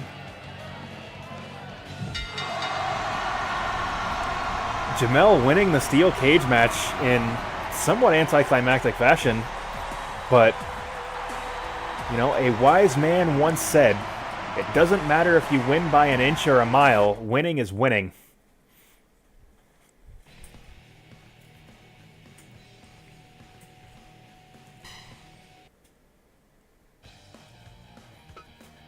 So that is going to put the matchup between Shane and Hsien-Jo at 1-1. This certainly isn't over. I'm sure we will see the two of them compete again in the future. In the meantime, we are going back to the Shooter League, and a matchup has been requested, Van Damme versus Ramon, so let's jump into that right now. So if you've been watching the Blake's House TV for the past couple weeks, you would have seen Jean-Claude Van Damme be on a murderous rampage, crippling his opponents in the octagon. And this is certainly the match that people wanted to see out of this block. And we are opening the tournament with Ramon versus Jean-Claude Van Damme.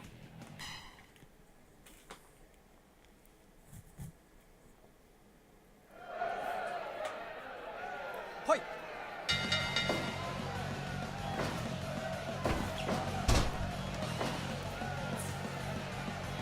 Yep, TAKA Michinoku is in this bracket. If you know, we ran two matches from the last from the B block or from the C block. We can run a TAKA match tonight if somebody is really excited about TAKA. Got a lot of representation from Suzuki-gun in this tournament because out of everybody, like, that is easily my favorite New Japan stable. I like how they wrestle. Like, they're really entertaining as characters. But there is no one from Suzuki-gun in this matchup. So let's cut back to the action at hand as Ramon and Van Damme battle it out. I know I mentioned it earlier in the Firm versus Legion of Doom match. That idea of one clean maneuver from victory. And there is no one that has exemplified that better than Jean-Claude Van Damme. He kicks like an aluminum bat and is easily just one clean strike away from winning a match. And it does not help that Ramon really hasn't gotten started. He's going to need to turn on the gas if he wants to keep up with Van Damme.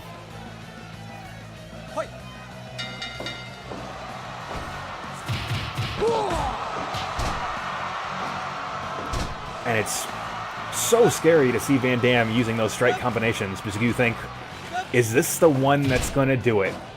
Is this going to be that flash KO that ends the match? But Ramon's had a great deal of luck so far protecting himself from those surprise knockouts, which should not be a surprise from Ramon, as that's it. Van Damme doing what he does best.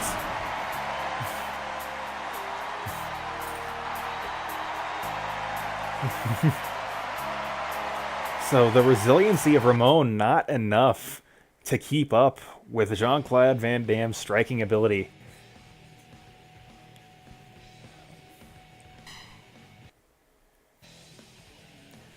Like, I can pretty honestly say putting him in this tournament was a mistake, because he will almost certainly win the title, and then no one will be able to take the title off of him. But, you know what? We dealt with, like, 5 years of Brock Lesnar, so... You know what? That's wrestling sometimes. So I got a request for a TAKA match, and we can do that before we move on to the next match of the card.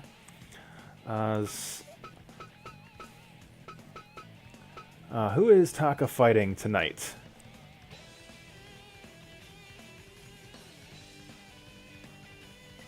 We could give Ramon a second chance. Shamrock? Cool with that. Let's see. That's what... TAKA versus Ken Shamrock. Alright. Get a little bit of character variety in the first night of the Shoot League. And this is early UFC Shamrock, not WWF Shamrock. So, you will see Shamrock at his best. Oh, but TAKA countering that double leg, but immediately countered...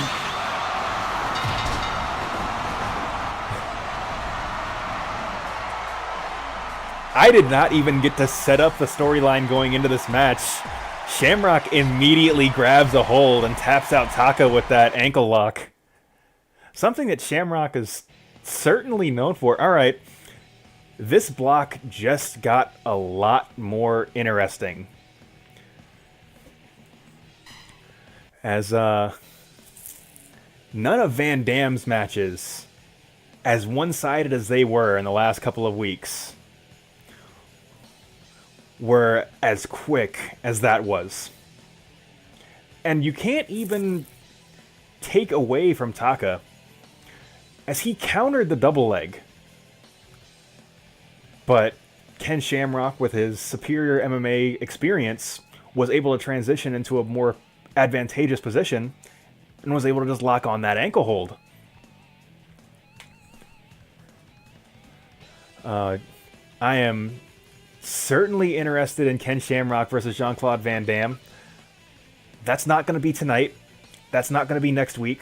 That's not going to be the week after next. I think, if anything, that is going to be the last match of D-Block. Because it looks like that is going to be the matchup that decides everything. And I don't want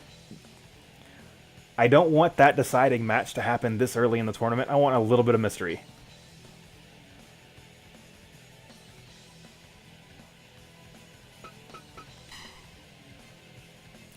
So, to be clear, Gatekeeper, like, shoot style is, you are trying, like, yes, you are trying to win, but it is still, like, pro wrestling style in that the object is still to put on an entertaining match. At least with respect to the show that I'm doing.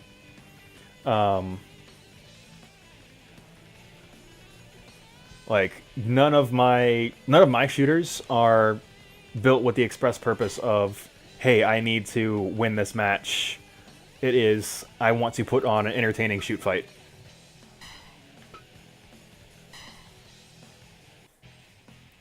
Alright, so before we get to our main event... Oops, that's not the thing I wanted to click on. Which, well, here's the thing about the way shooters are made. Let's see. Hold on a second. Is most of them have the critical ability to be striking or submissions. So, like, shoot fighters can just win at random. Like, quite literally, in fact. I toyed with the idea of giving Alpizar striking critical, because he does Taekwondo in real life, but then that would be just horrendously imbalanced when he's fighting in my wrestling division. So he doesn't have it. So really, all 4 of my guys are at a pretty significant disadvantage fighting against the other shooters. I think the Tepu characters that I had Melee make also don't have striking or submission criticals. So they are balanced to fight in a pro wrestling setting. If you wanted to make a real shooter, yeah, I probably should. If you wanted to make a real shooter, you should probably give them one of those critical abilities. But that is another issue altogether, as we're still doing a bit of promotion for tonight's show. Of course, you've still got the main event. But before we get to the main event, we've got one more match to give you guys. Let's see.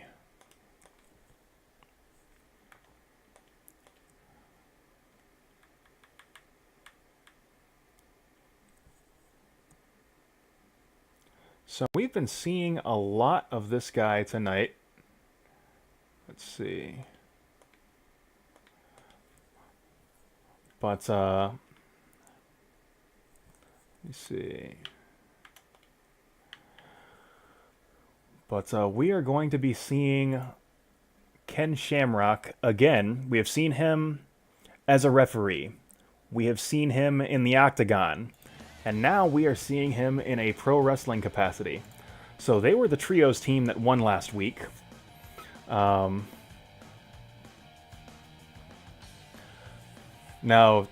GK, I'm not going to let you put all 3 of your own guys in this match. But this is audience request. So who is fighting the team of Randy Savage, Ken Shamrock, and X to the Z Xzibit?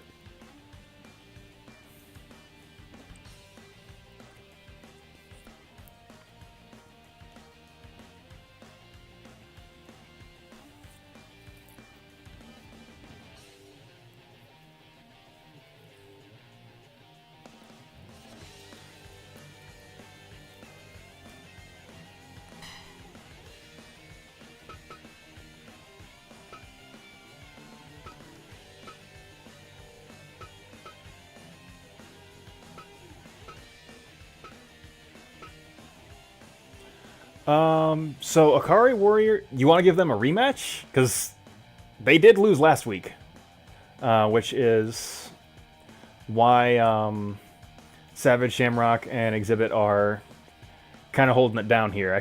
Like I said, I should probably make a trios title, but thus far they're just kind of, yeah. At this point in the, I guess we could go like, you know what? I like the way you think. We could just do Team K-Dash.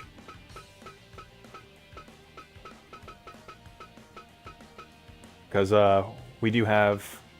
Let's see. I think that was the one we used last.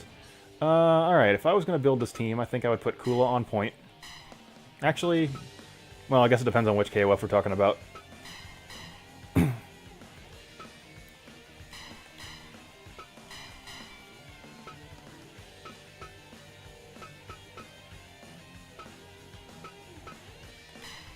Definitely need to clean up my save a little bit because I've got a lot of duplicate characters. But I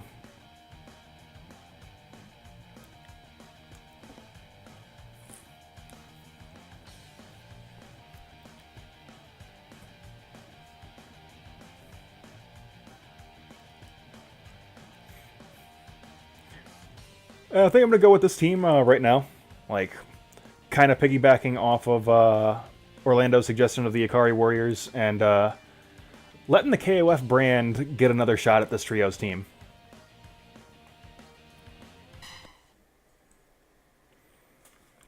Which honestly, if my company has a trios title, like a KOF team seems like an ideal group to have a trios championship.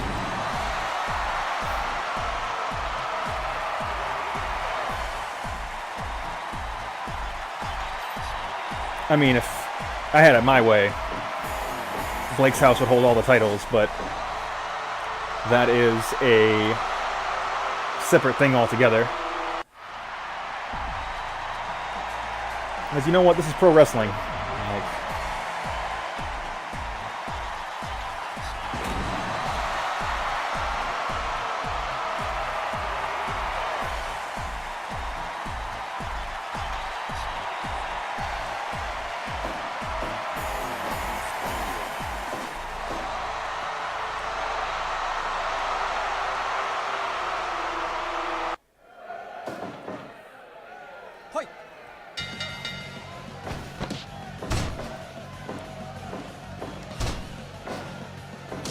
Alright, Savage kind of asleep at the wheel at the start of the match.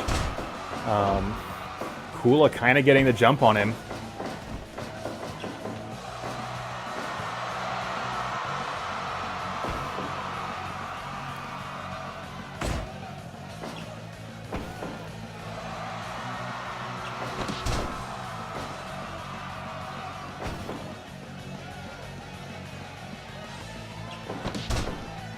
And Kula Diamond winning a test of strength against Randy Savage. But beat to the punch with that toe kick.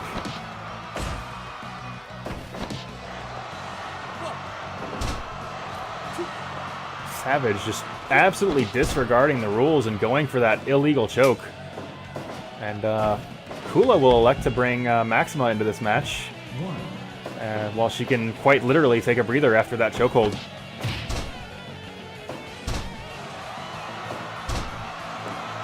There's Maxima, the cyborg from Canada.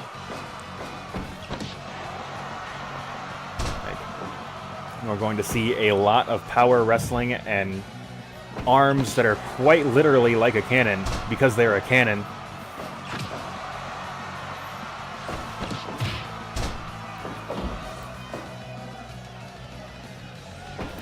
But despite that, X to the Z Xzibit is not someone that you can take out or can take lightly. He has just absolute, like, best in his class toughness. But we're not going to see Xzibit just yet, as we've got Ken Shamrock in this match. Like I said, we've seen a lot of Shamrock tonight, as he was refereeing the steel cage match. He was in the Shoot League, and now he is involved in this trios matchup.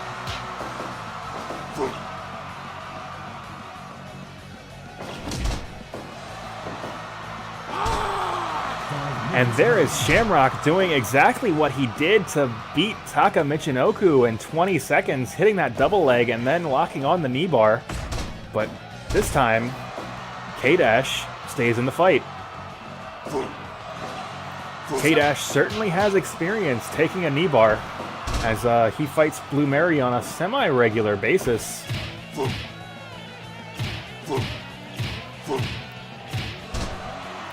Blue Mary is arguably a more threatening competitor than Ken Shamrock is.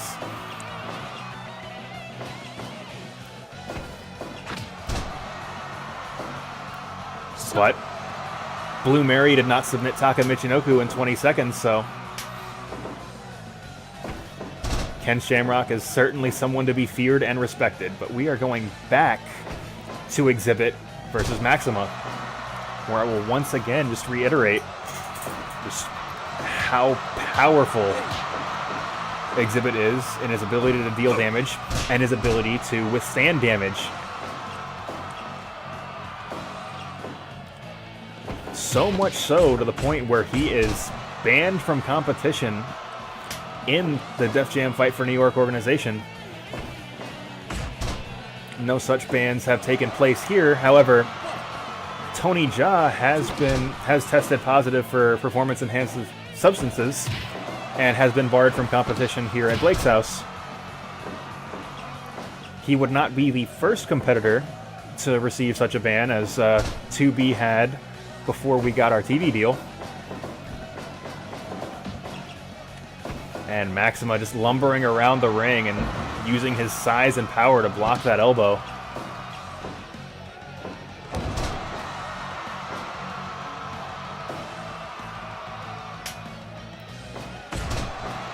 And Kula literally fighting her way into the ring and delivering these knees to the top of Macho Man's head. Macho Man slips out. And with an eye rake is trying to battle his way out of the KOF corner. And once again going to that illegal choke, targeting the neck of Kula Diamond. Big sliding drop kick to the face of Macho Man Randy Savage. 10 minutes gone.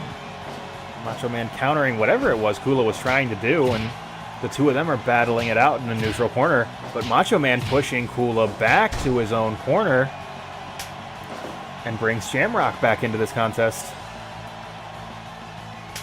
Kula electing to bring K-Dash in. And once again, we are back at a similar matchup we've seen earlier in this contest.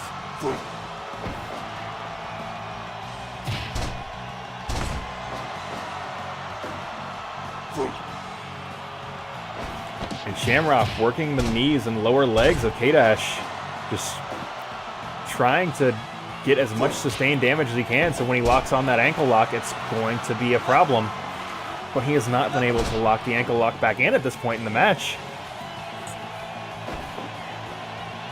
And K-Dash seems to be back in control.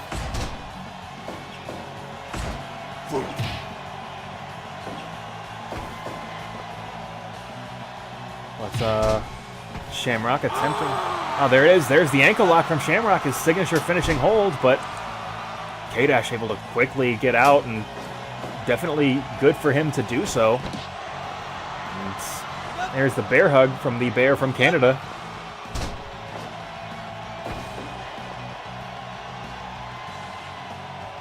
And Shamrock just excellent ring awareness, bringing his opponents to his own corner. So when he is able to lock on a hold, if somebody from the K-Dash team wanted to cut him off, it would be that much more difficult. But at this point, both the red and blue corners have more or less kept it a fair fight in the ring. Nobody going in to cut off and attempt to break up pinfalls or submissions. Really only once Macho Man attempting to knock Kula off the apron. That's about the only action you've seen from competitors outside of the ring.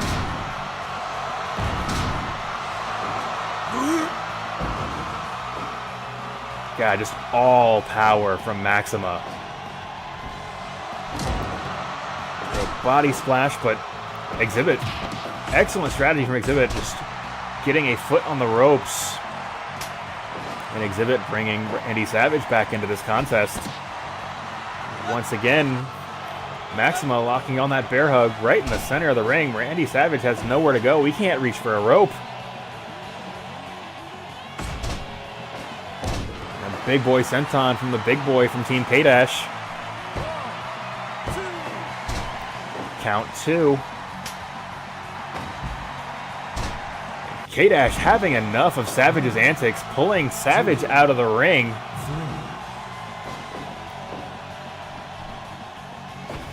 That buys K-Dash a little bit of time to think.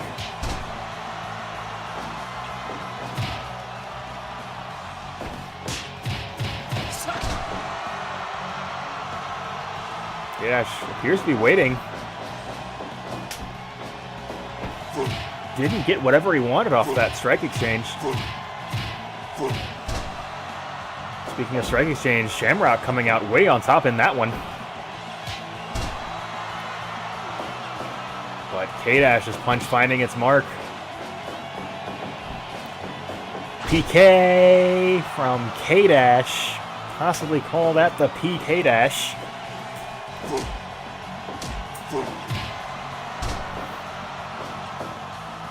There's Kula showing off her educated feet. And a big elbow right to the side of the head of Ken Shamrock.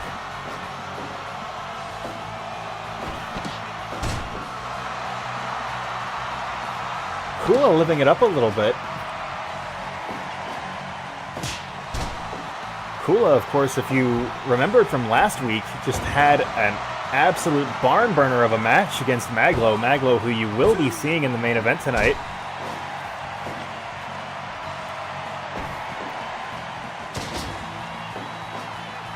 So her resiliency is certainly not to be questioned either.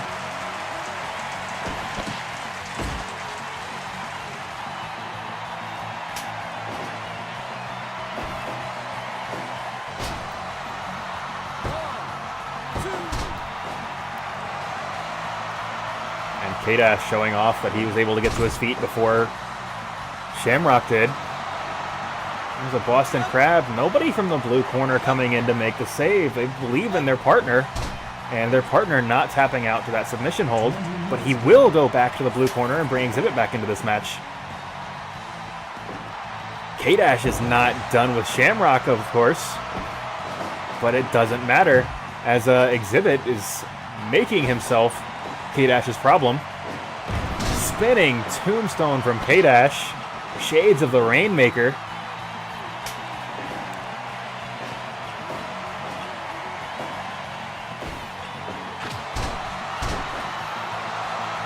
And once again, I've certainly spoke about this at great length in last week's main events, but Kula has a level of education of her feet that is just absolutely impressive.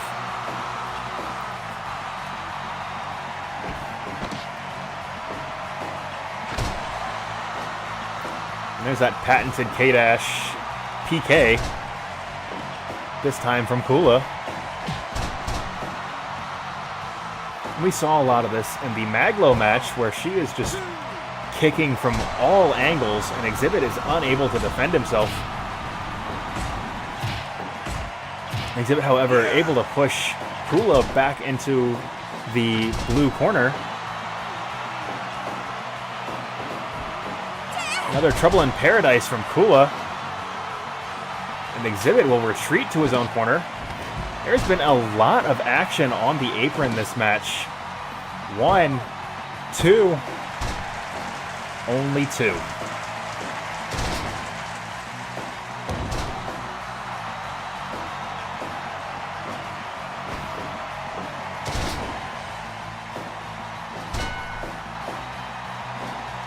Randy Savage possibly going for his patented Randy Savage elbow drop, but Kula rolls out of the way and retreats to her own corner. Doesn't want to give Savage another opportunity to hit that.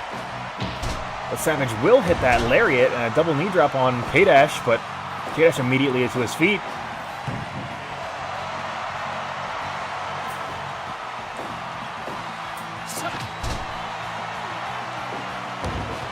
And that's K-Dash with that signature second shell.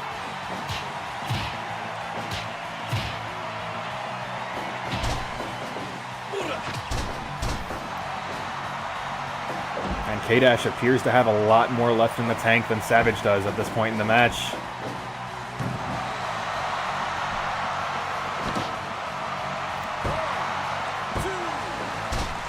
And showing it off by kicking out right after Red Shoes gets his hand down for the 2 count. And we'll elect to bring Maxima back into this contest. 1, 2... right into the Death Valley driver.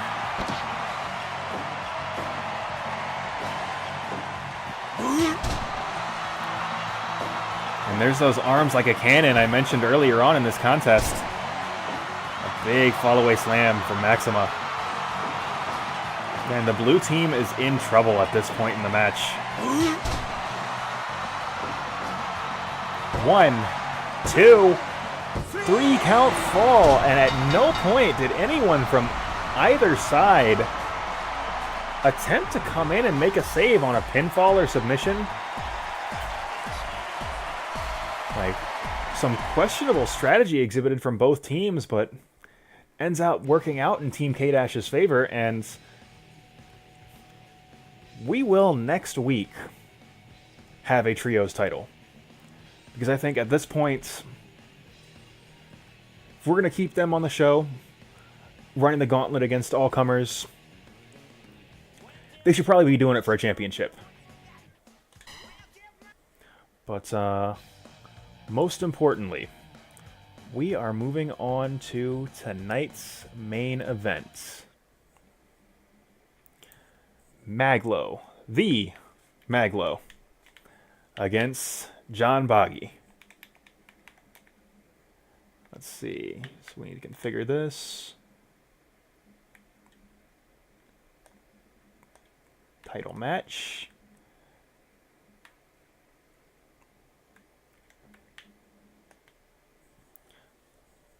Of course, it is Maglo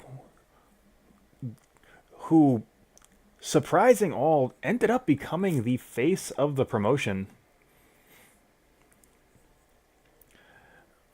Like, just a perennial fan favorite, running the Maglo Invitational every night. Going up against the big boss himself of Judgment Pro Wrestling, JB3, John Bagi III, Esquire. See, don't need to talk up this match any more than I already have. We're going straight into it.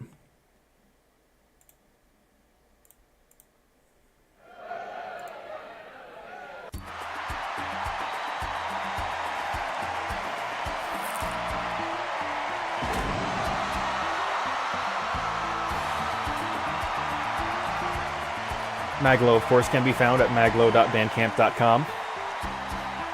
If you enjoyed the theme of Orlando Nunez, you can find that and more at Maglo's various social medias and music channels.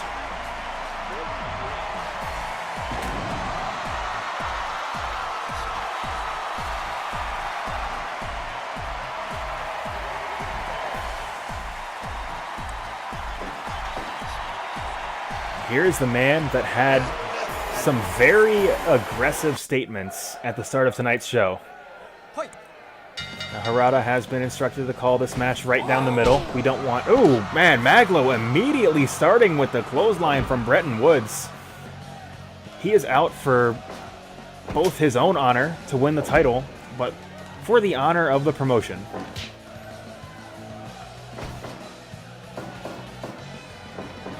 This time, Bagi not allowing Maglo to get any more extended offense in, but keeping his distance and measuring his distance very well with that jab. Woo! And Bagi protecting himself very well, staying away from Maglo's range of his strikes.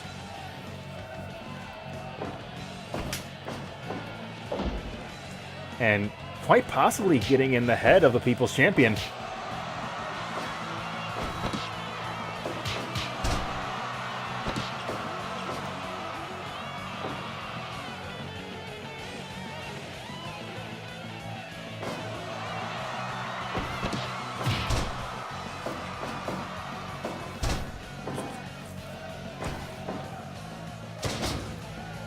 And this is the first major bit of successive offense from Maglo, but it's immediately cut off by Bagi.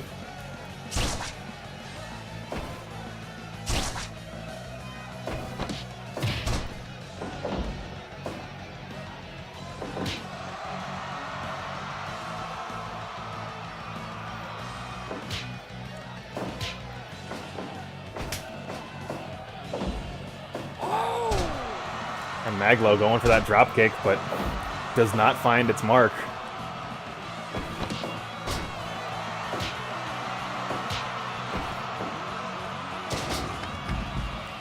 Maglo dropping Bagi to the floor.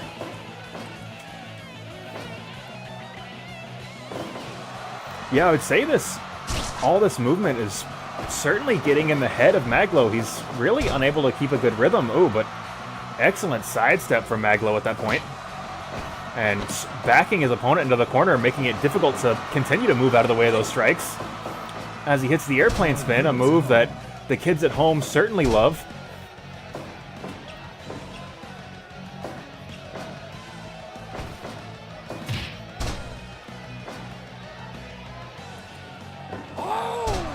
Maglo again delivering that charge dropkick and ends up missing again as Bagi sidesteps it.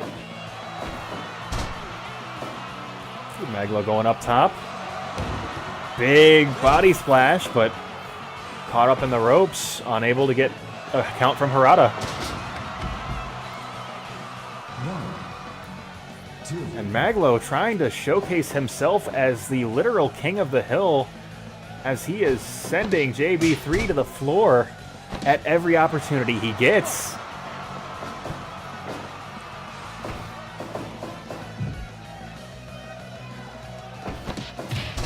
Ooh, whatever Maglo was going for in the corner was immediately shut down by Bagi. As he delivers a low blow to keep his offensive momentum. He goes for the cover again. And once again, only getting one out of it. Ooh, big double arm DDT from Maglo.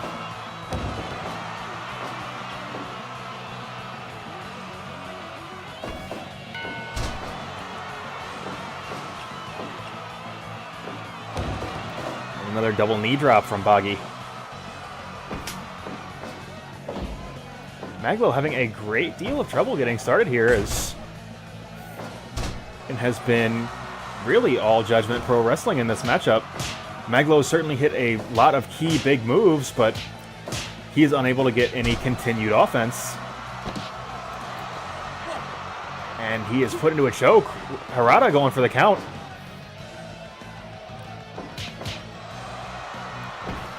But Bagi's signature style, doing everything that is within the rules and maybe a little bit without, that will allow him to win a wrestling match.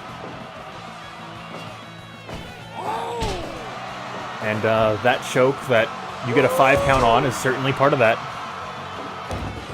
And 2 back-to-back flashing out elbows from Maglo. That's the fire we need from him. Ooh, gets 5 out of those punches in the corner turnbuckle.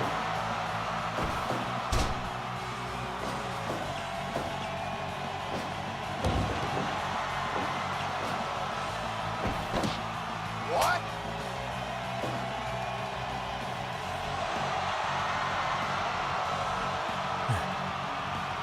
Harada very confused about the chair.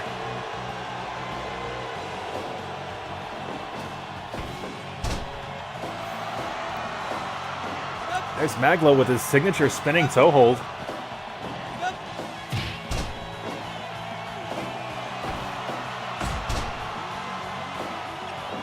And I've talked a lot tonight about momentum shifts, and that felt like it was the point where Maglo was starting to get something going, but it's once again cut off by JB3. But there is another clothesline from Bretton Woods, and Maglo goes for the cover. 2.9.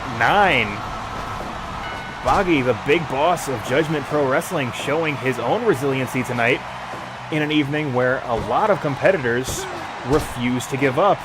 So credit where credit is due, as that clothesline from Bretton Woods has put away a lot of competitors, but here the Maglo driver. Bagi drops right on his head. 2.9.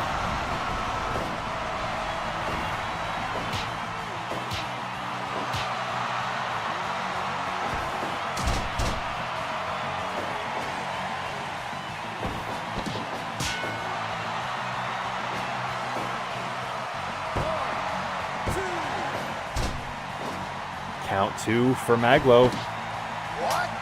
And once again, chair brought out of into the ring, seemingly out of nowhere. I do hate that that move is like mechanically a submission, because there is no reason for that to cause a rope break. But hey, that's another issue. Like, we're breaking kayfabe for a moment. Like, that's not great. So Maglo hitting the sliding D center of the ring. But an eye rake from Bagi, like, once again cutting Maglo off before he's able to get started.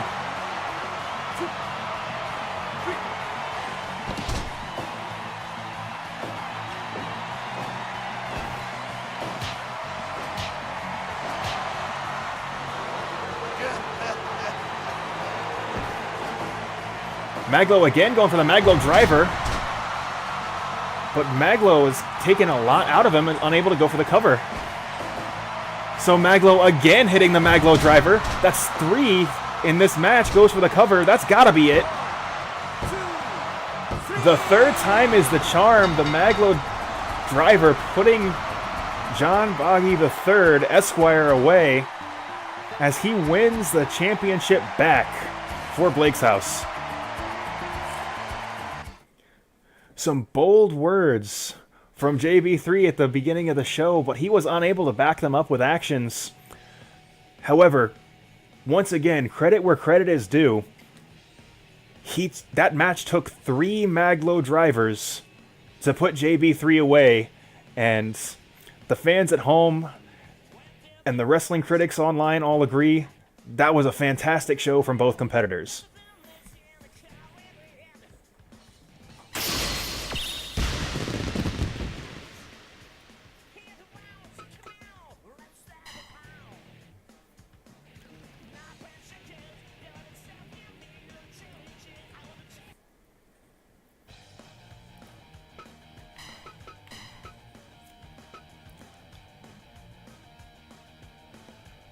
So before we go dark, so that was the end of the regular show.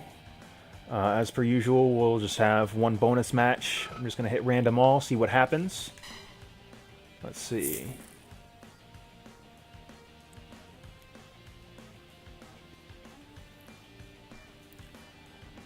Alright, we've seen arguably too much Ken Shamrock tonight.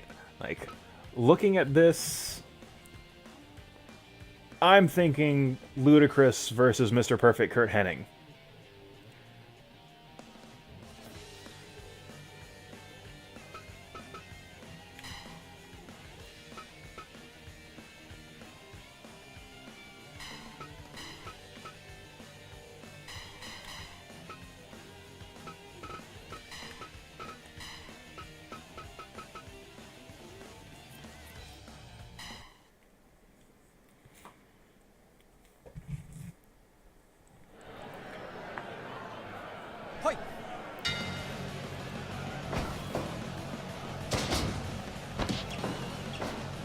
So, actually it's quite fitting that the dark match that opened the show was a Def Jam match, well, had a Def Jam competitor in the match, and the dark match that closes the show will have one.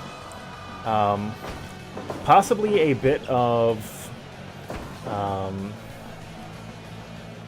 apology for not having anybody from Def Jam Fight for New York in the Shooter League, because certainly that is something that Johnny Blaze, Joey Crack, D-Mob, and Crow, like, those guys would have liked to have been in. I mean, Busta Rhymes practically lived in an octagon in the Def Jam Fight for New York universe, so...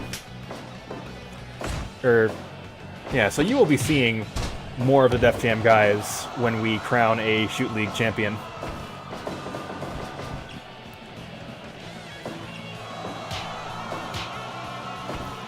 But right now we have Mr. Perfect Kurt Hennig against the Southern King of Punchlines, Ludacris.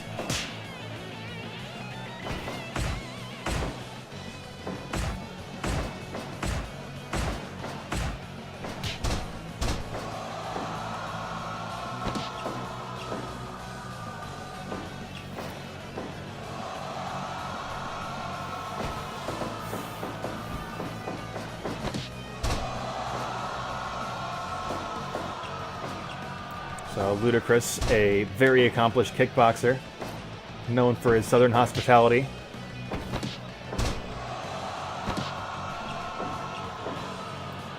But is also extremely charismatic and has the ability to get everyone in the crowd on their feet.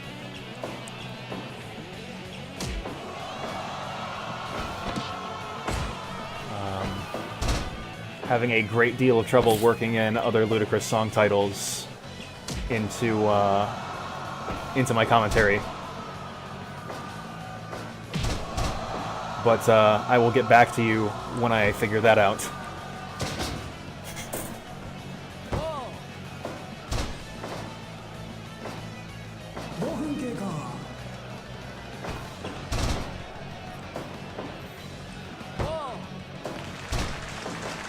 Back-to-back one counts. And Mr. Perfect and Ludacris, neither of them cooperating when shot into the ropes.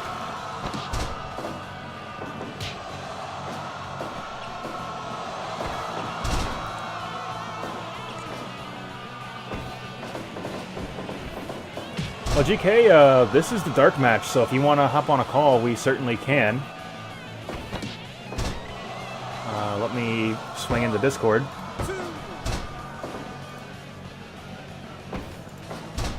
You want to just run a Discord call real quick?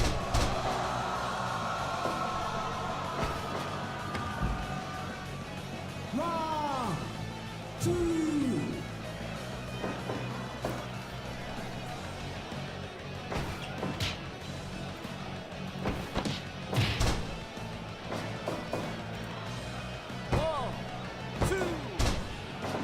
Yo, Yo, how you doing, man? you know, my head hurts. Yeah. I mean, you did take 3 Maglo drivers, so... I wasn't one to go down easy. No. No, you were not.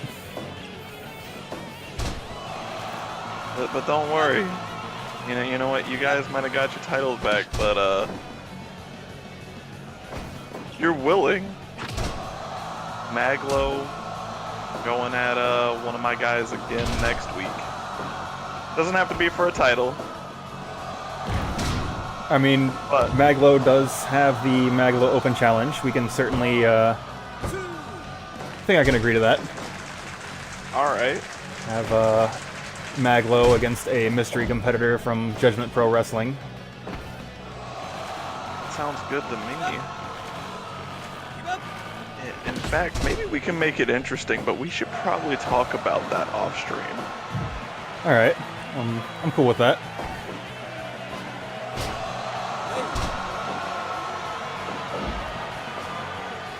But I do gotta say, the firm had a pretty great showing on in the matchup. That It's like I said, Mr. Smith, he filed that motion, the slam, and it was approved.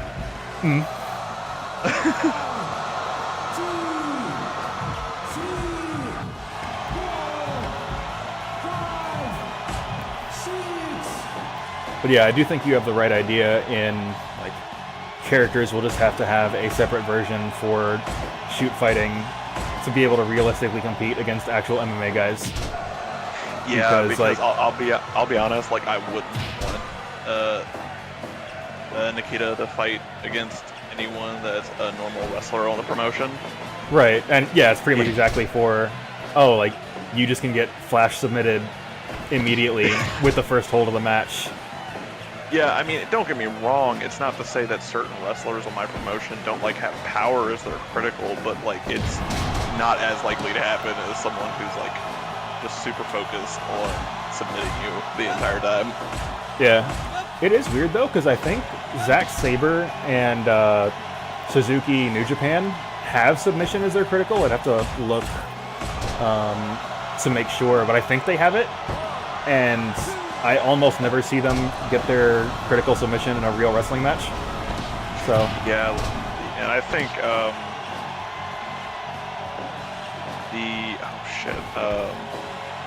Devastator, I think is what it was called, or the Canadian Backbreaker, I think is what they call it in the game. That Mr. Smith did is both a power move and his finisher move. right. So,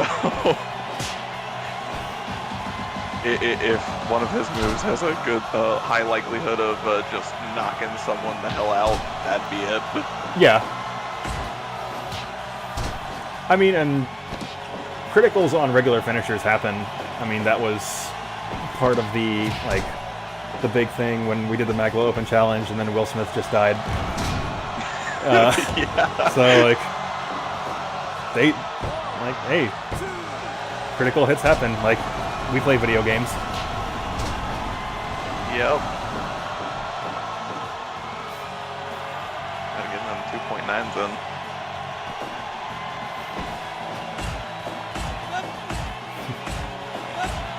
But yeah, no, the firm definitely professionals for hire.